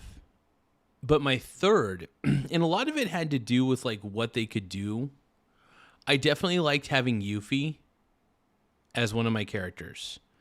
I really enjoyed having Yuffie as... So Yuffie, Vincent, and Cloud were actually like my 3 favorite ones to use. Orwell says Tifa, Eris, and Yuffie. I did like the fact that Eris had a lot of healing limit breaks. Naturally, as a healing type of character, she was amazing. And honestly, like Eris, it just sucks that she had to die, you know. And but yeah. But yeah, no, Final Fantasy VII's amazing. Oh, yeah, Orwell the Resident says Kate Sith. Yeah, Kate Sith is actually a good character. You could argue that Cloud, Vincent, and Kate Sith are actually a good, some of the best trios that you can have. So Kate Sith, Red 13, and Cid. I like Cid. Not going to lie, I'm a huge Cid Highwind fan. I think he's amazing. Amazing. But, no, I'm a huge fan. Huge fan. But yeah, when it comes down to it, man, I'm all about it.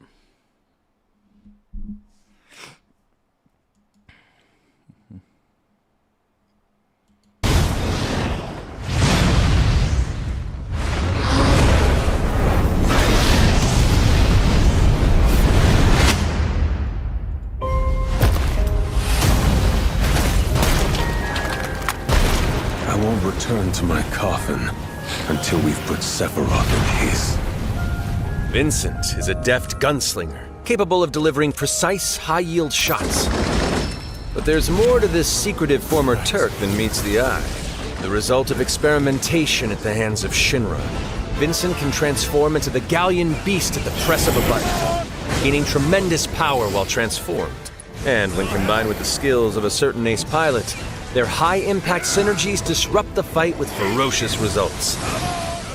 The Leaping Lancer, the Dashing Dragoon, the one and only Sid Highwind. Sid Highwind, the cantankerous pilot extraordinaire, joins the party and their mission to defeat Sephiroth. You know, for a pilot, Sid is a very, very good fighter. For a pilot, Sid is a hell of a fighter, dude. Nathan says he missed it. Is this the last? So yeah, this is Final Fantasy VII Revelation. This is going to be, allegedly is going to be the last Final Fantasy VII installment. I am probably, because I love the last part of Final Fantasy VII is my favorite part. So I definitely am going to watch a playthrough of this game when the game is officially released. Is the game going to get released this summer?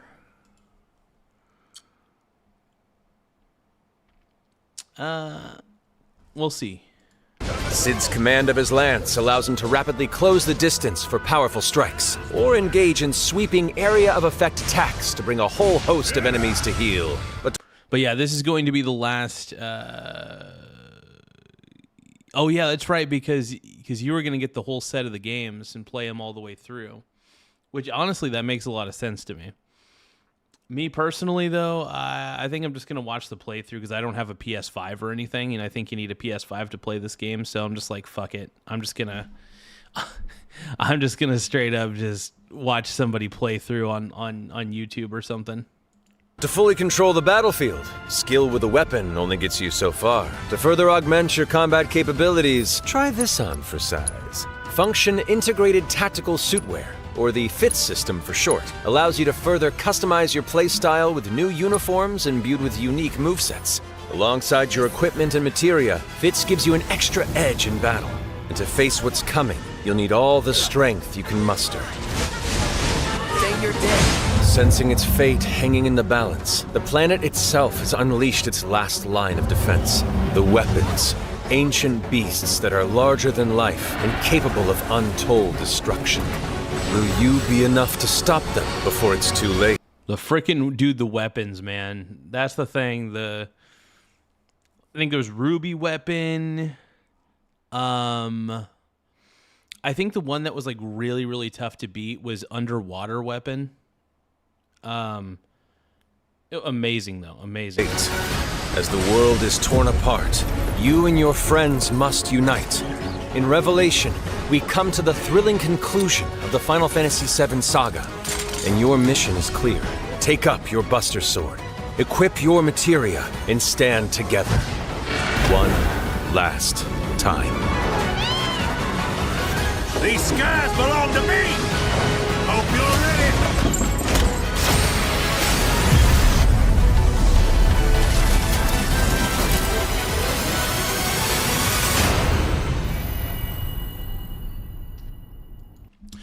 This is going to be pretty fun to watch, man.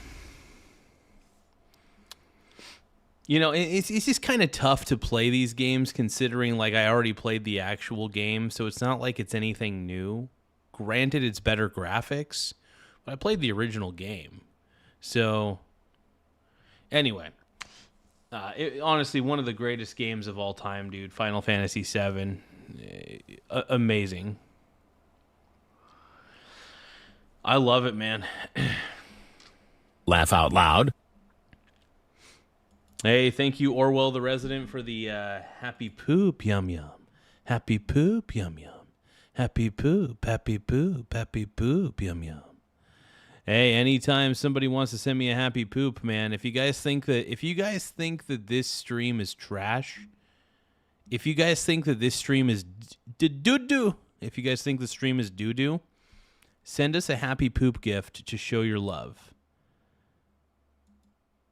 So if you guys think that this stream sucks, send me a happy poop gift through the gift button. Tap the gift button and send a happy poop gift if you think this sucks.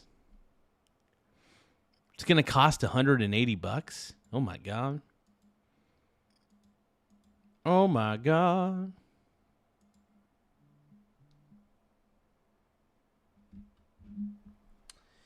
Oh no. My dad is asking if he is constipated, should he use a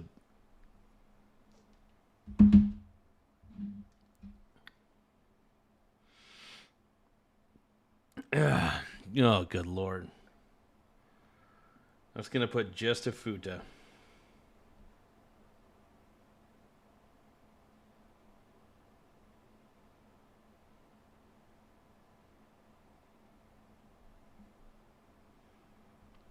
Just a oh.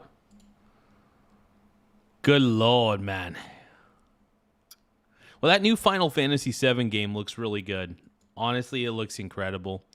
Amazing. But thank you for the happy poop yum yum. I appreciate it. Anytime people send me the happy poop yum yums, I love it.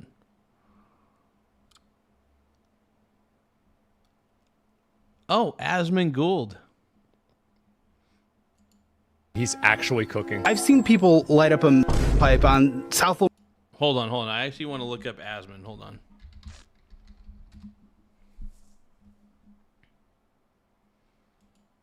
We love Asmund Gould.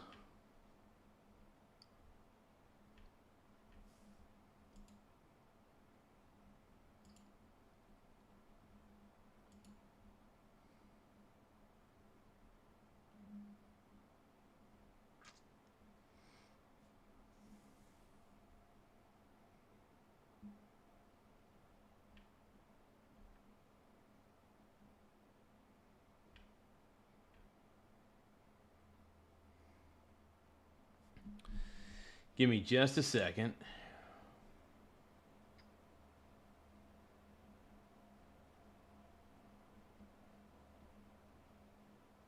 I don't know. Nothing that seems interesting at the moment.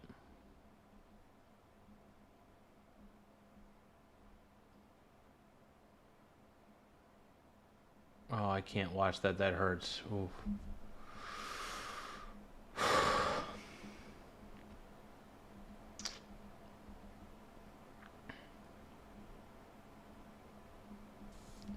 So somebody built Final Fantasy X on a real PS1? No way.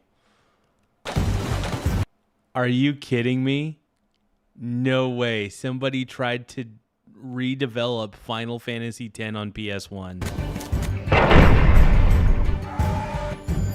Oh my God.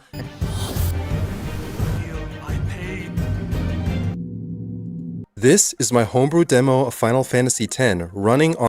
I love it. Trying to make, because Final Fantasy X was originally made for the PS2, and that was a good game, by the way. That was a hell of a game.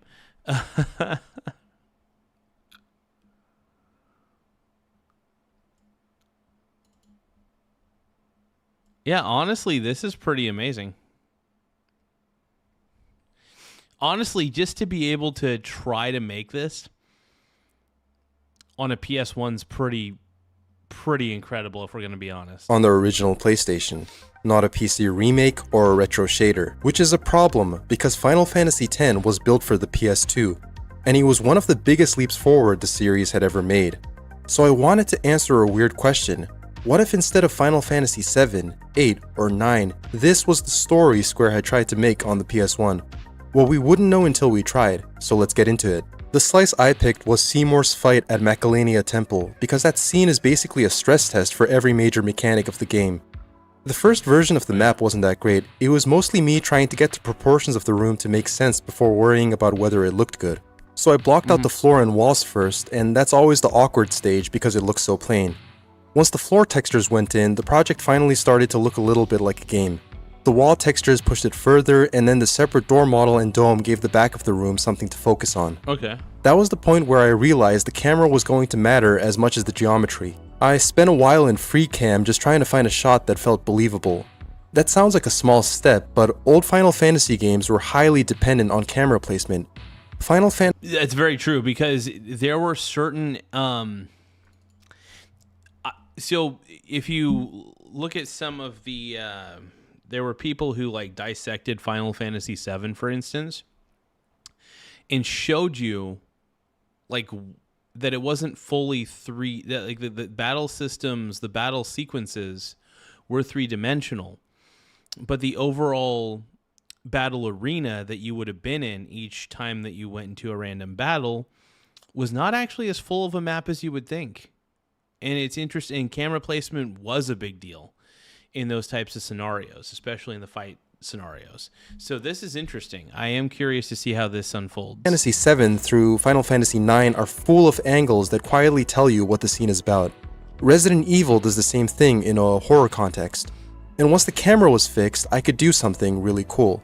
But before that, I needed people in the room. Titus was the first character I brought in, and the scene immediately felt better. A room can look fine in a still image, but it doesn't become a game until someone can move through it. Then I added the other party members. They weren't doing anything yet, but even static party placement matters in a Final Fantasy scene. But once I added Seymour, the scene began to break. It's interesting to see. It's interesting to see this because, like I said, it was developed for the PS2, so it's pretty tough to take something that was made for a console with more hardware capabilities and downgrade it to a console with less hardware capabilities.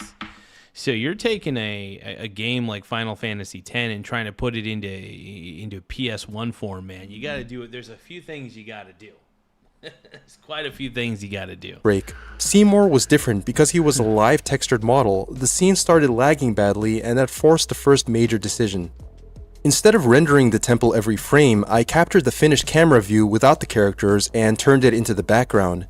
In the build, that background becomes PS1 TIM textures drawn back as flat strips across the screen. The console's not really drawing the temple anymore, it's drawing an image of the temple, then placing the live characters and UI over it. And that's exactly the kind of trick that made PS1 Final Fantasy. And that's why those Final Fantasy 7, 8, and 9 games actually looked pretty good. Is because a lot of things were pre-rendered and then gave the illusion of depth, but in all reality, they were still 2D. Everything was still 2D in how it was rendered. Obviously, the models were built 3D, but then, of course, rendered into like 2D sprites, if you will, into it. So it's fantasy work. When you look at places like Midgar or Balam Garden, most of what you're admiring is not real-time 3D. It's pre-rendered art with exactly everything pre-rendered. Real-time characters walking through it. Once the room was working, I started building the cutscene logic. The trigger is simple in a very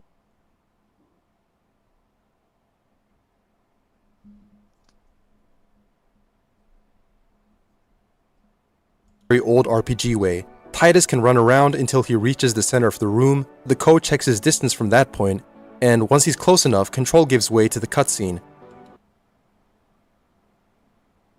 At first, the dialogue box appeared instantly. It worked, but it felt like debug text, so I used Final Fantasy VIII as the reference point. I made the text box open over a few frames. It's not a huge feature, but it made the cutscene feel much more intentional. And I reversed the animation when the new line was coming in. Then I started scripting the actual confrontation. Yuna enters partway through, runs toward the party, and turns towards Seymour. But before we could do the fight, I wanted to add an FMV, or full motion video. Some of those old square FMVs from the PS1 era are so memorable, and they must have seemed incredible graphically compared to the actual. Oh yeah, I remember all those cutscenes from Final Fantasy VII from back in the day, Final Fantasy VIII, Final Fantasy IX, because they were all obviously pre-rendered videos, but they were so good. Just so good. Everything about those games, man. You know, the creativity that was put into those games to make them run on PS1 hardware is honestly phenomenal, and I think that you know, we as game, you know, I don't play as many video games as I used to, but I will say my appreciation for the older PS1 games grows more and more over time the more I study like the PS1's hardware, you know, in the development side of things. Very interesting stuff, you guys. It's quite remarkable, actually, if we think about it. Okay, so as much as I want to watch the rest of this, because this is actually a really cool project, I'm going to subscribe to this guy. Make sure you guys subscribe to 2009 Arrow. Really cool. Really cool.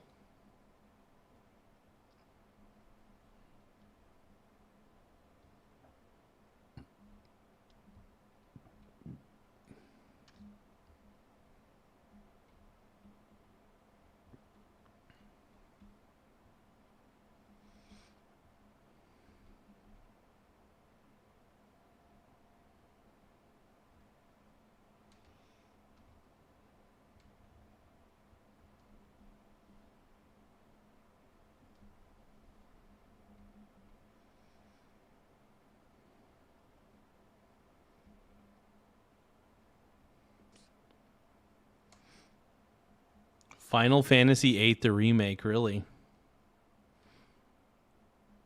I think it might be AI, but I don't know. That's amazing. Somebody built Pokemon in Temple OS. That's hilarious, dude.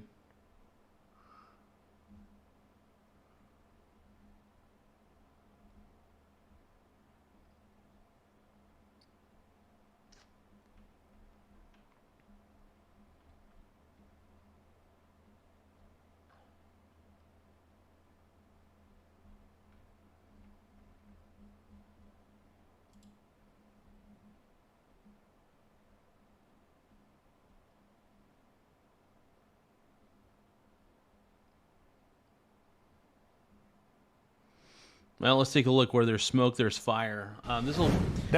So I think this is going to be the last video I react to for the night. Then I'm going to take a shower and go straight to bed.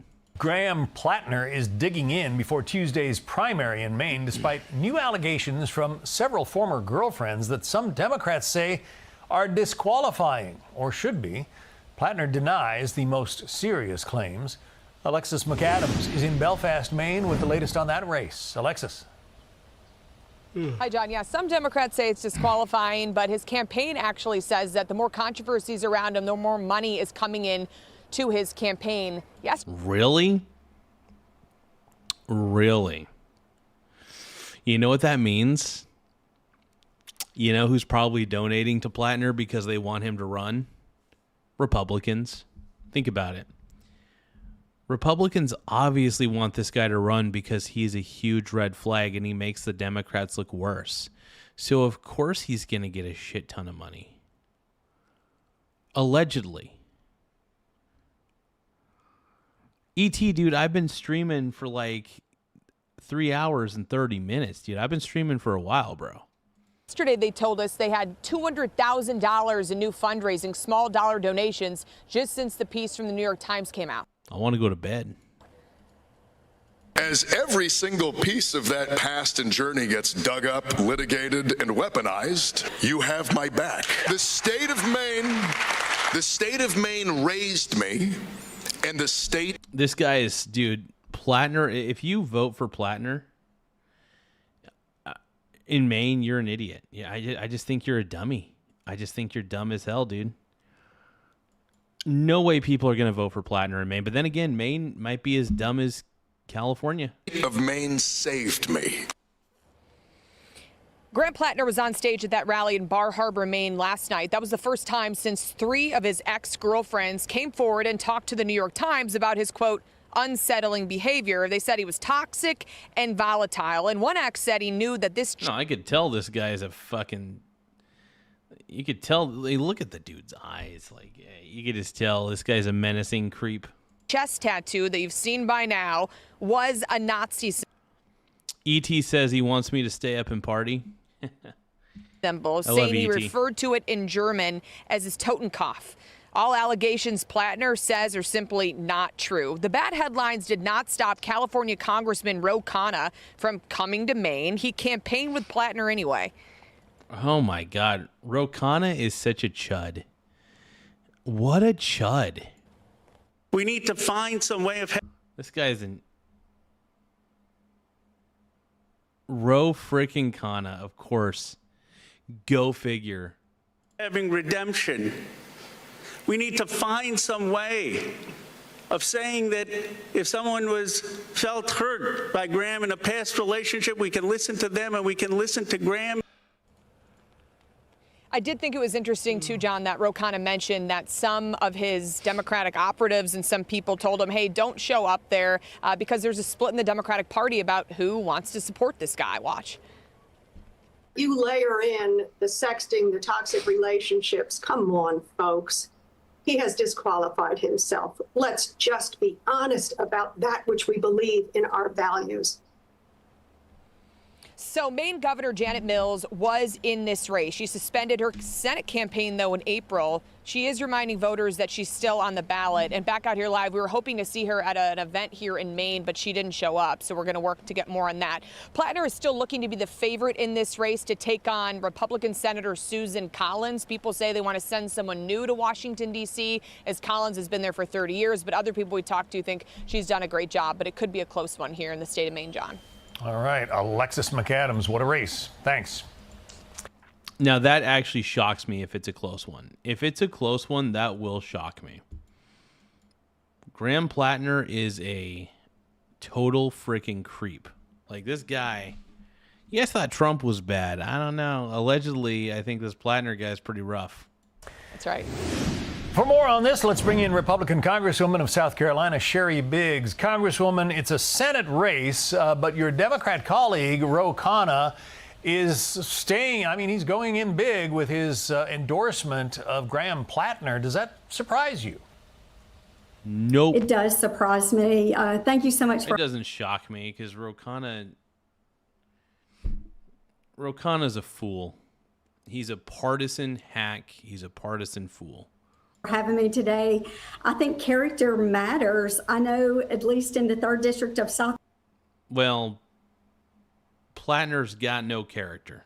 Well, he's got character. He's got bad character. Carolina, my constituents expect more. They deserve more, and I think it's sad that this is the best candidate that the Democrats can come up with.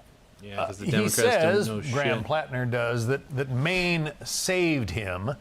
And you heard Ro Khanna talking about redemption.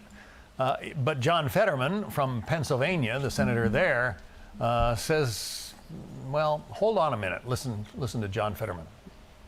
The only thing that he'll acknowledge and apologize to is just the thing that he was caught before he was about ready to run for the Senate. So this isn't about redemption. You know, this is a man that's just consistently get caught, you know, with the behavior and the. Yeah, this guy sucks, dude. John Fetterman's the man. I actually like John Fetterman.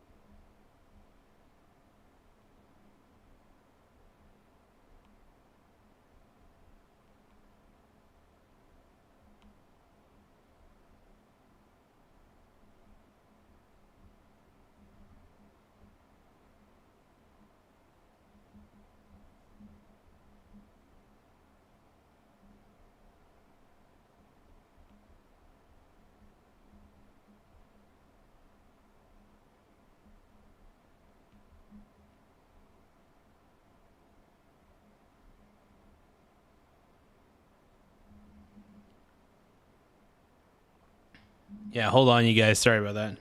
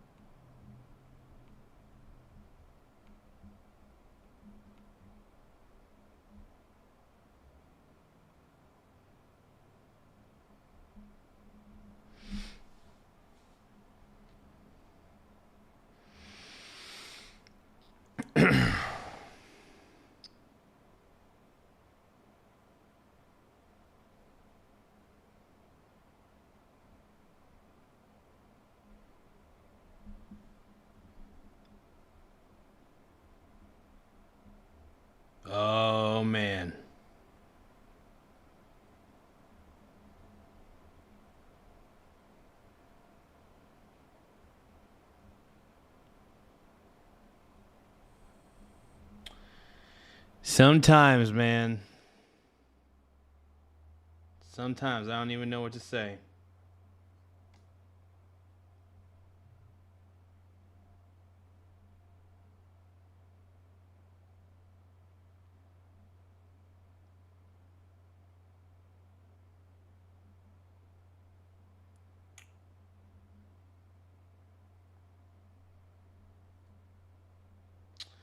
Give me one moment, man. I'm pissed. I'm so pissed. There's just certain things that happen. I'm just like, oh.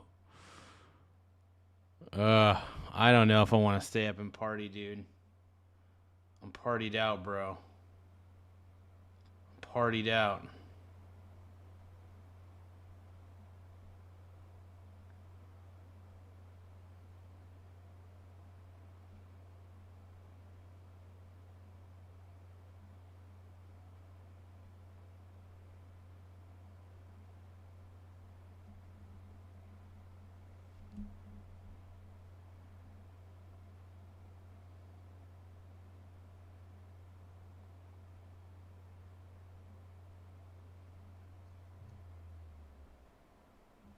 Give me 1 second. There's something I'm kind of curious about. Doing a little bit of research on a couple things. We'll get back to reacting here.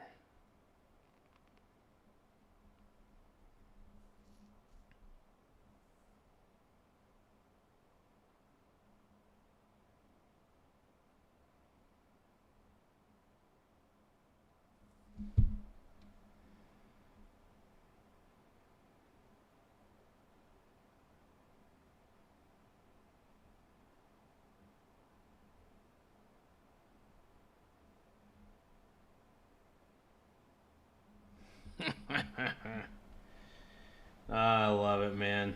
It's ridiculous.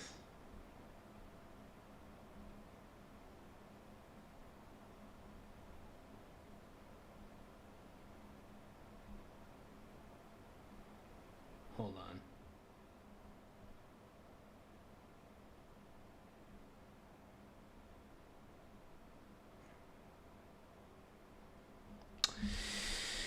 Let's keep watching. The things that he's done his entire life. Your thoughts on the criticism from the senator from Pennsylvania? Well, usually when there's smoke, there's fire. Yeah. And, you know, things happen. People have mistakes in their past, and we move forward and try to do better and go on with our lives. But I think in this situation, not admitting, and there has been obvious issues in his past that he's not admitting to. And the thing that I can't get past is the tattoo. I have a lot of friends that I still serve in the military, and they have spent a lot of time and invested a lot of research into the artwork that they put on their bodies. And I have a hard time believing that you don't know a symbol and you just accidentally put it. I feel like he knew. It just seems like he would have known, like, what he was putting on his body. In that instance, you know, it just feels like he probably would have known. He should have known. You'd think he would have, but I don't know. That's just crazy, man. That's just crazy that you wouldn't know. It just blows my mind, man. Like, how do you not know that? How do you not know that? Good Lord, man. It's crazy.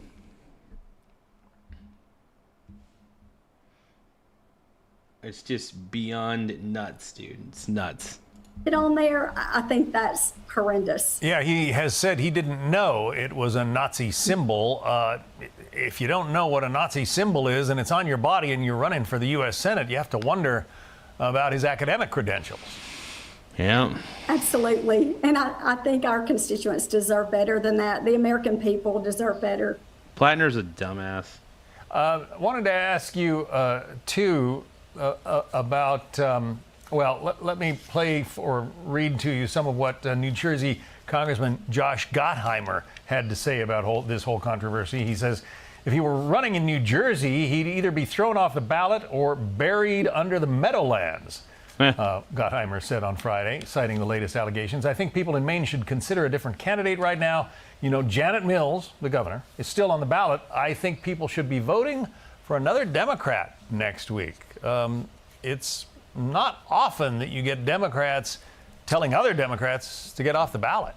Yeah, there's some like Plattner's, dude. Plattner is just, it's going to follow him, dude. This is going to follow him. And it's just people don't realize, he doesn't realize just he's in a bad position, dude. Plattner is just a toxic individual, dude. I cannot stand that guy. Like he is the epitome of, I just don't get it. Why are you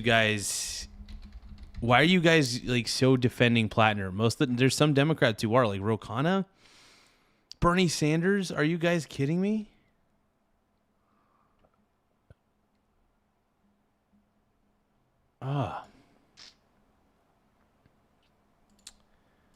Blows my mind, man. Blows my mind. I don't know what to say, man.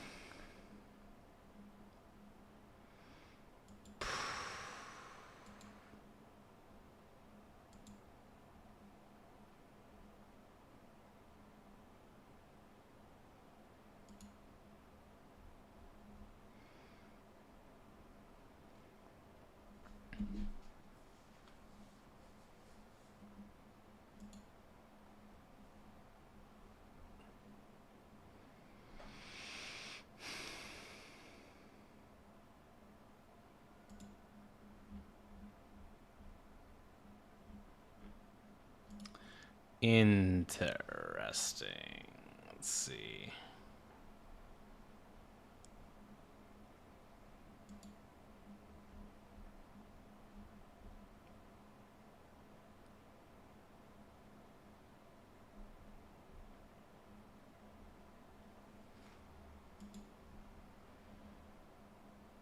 Huh.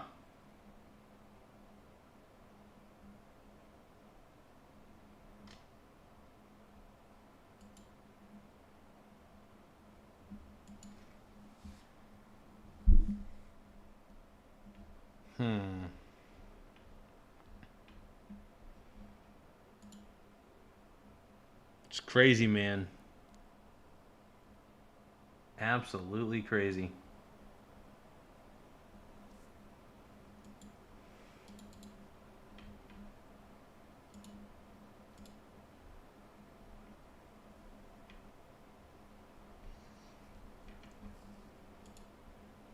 So what do you guys think? Do you guys think that...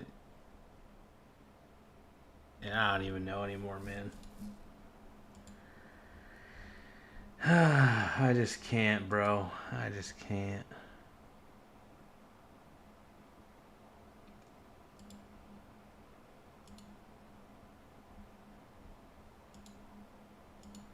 How do you get somebody like Plattner? Like, he just seems like such a you know what, you know?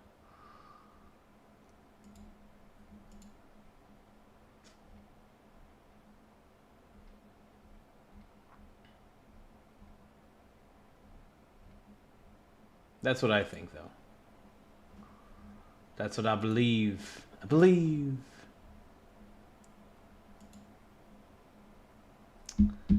So what are your guys' opinions on all this?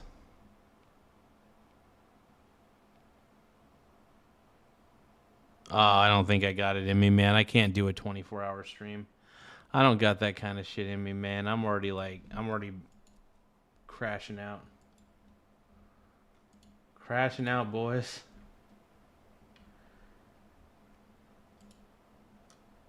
Crashing the F out, bro.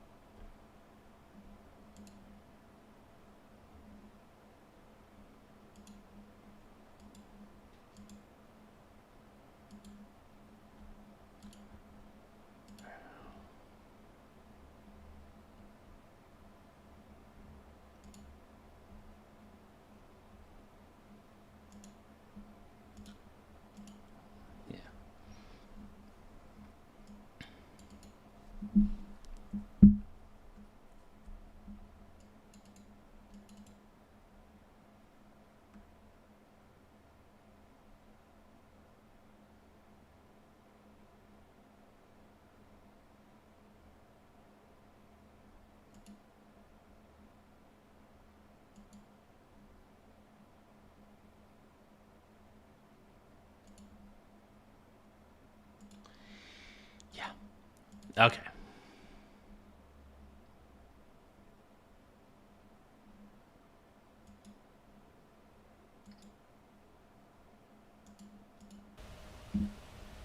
Well, I think in this case, there's so much evidence, it's common sense. And a lot of times you can learn from your past. And I would think that the Democrats had already done that from the previous presidential election. And moving forward, they should do better. They should pick better candidates that have policy, that have at least that they have character and they have integrity and transparency. And I don't think we're getting that with this candidate. But hey, so be it, because if the Democrats are floundering, then that just it's Dems are screwed. means the Republicans are continuing to take the lead. Real quickly, I want to talk about immigration. The Secretary of State has warned that mass migration actually threatens national identity.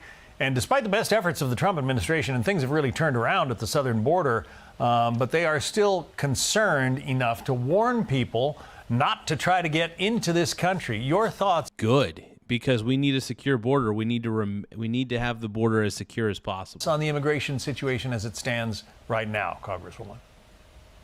You know, I serve on Homeland Security, and I think it's important. We have processes, we have laws for a reason, and I think it's great if you want to come to our country the right way within our laws and earn your citizenship and contribute to society in a meaningful way. I think that's great.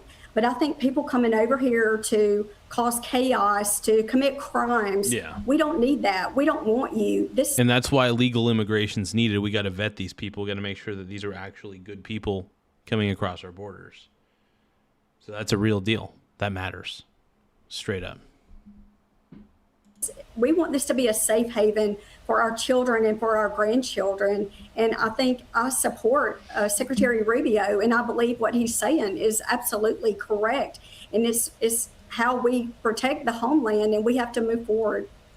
2.5 million border encounters back in the Biden years, fiscal year 23. Wow. About 76,000 most recently under President Trump. Congresswoman Sherry Biggs. Congresswoman, thank you.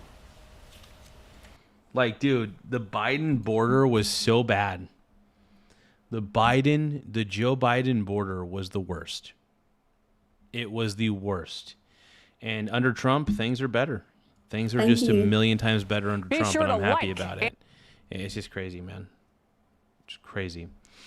In summary, though, I do want to thank you guys for viewing this show. Just remember, these are my opinions. They're not facts.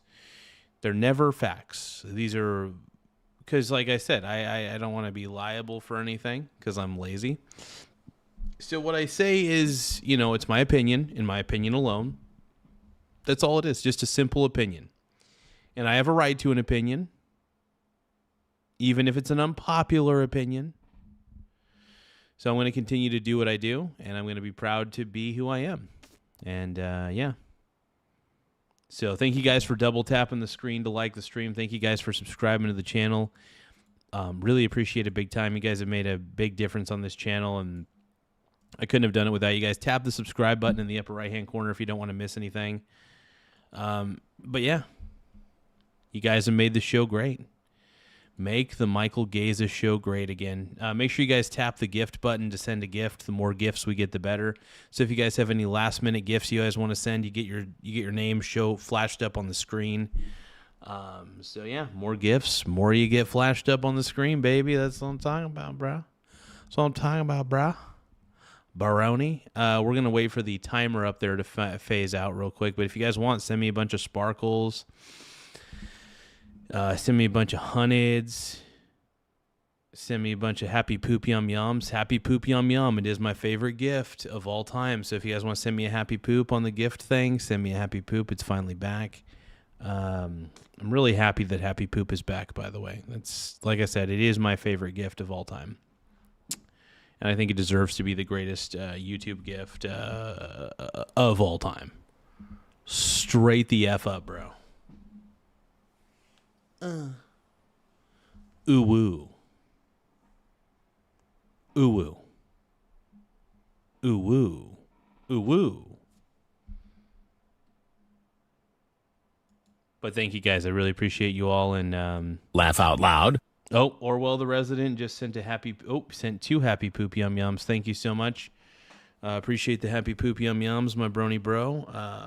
If you guys want to send more happy poops, feel free to send happy poops. Just be like Orwell, man. You guys, be like Orwell the Resident. Send a happy poop yum yum. It helps me feel better. Okay, it doesn't help me feel better, but I like seeing gifts pop up on the screen. I love it. I really do, and it does help the channel grow. It's kind of like almost like a tip jar, I guess you could say it is. But it does help the channel grow in more ways than one. Okay, you guys. Oh. I'm tired.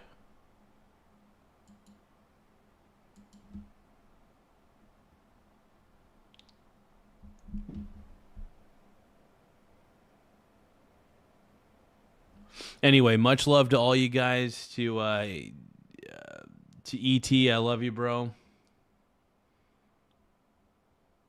Oh, thank you, ET. I appreciate it. ET, I love you. Orwell the Resident, I love you too. Annie, you're amazing. Love you. Chaz, I don't know what's up with you. Nate Dogg, you're the man. I love you, bro. Let's see. Who else am I? I feel like I'm forgetting somebody. Larson Christopher, you're the man. Love you too. Love all you guys. You guys are so much fun. I love doing a show to make... I know I'm not doing it just for you guys, obviously. I'm doing it for a lot of people.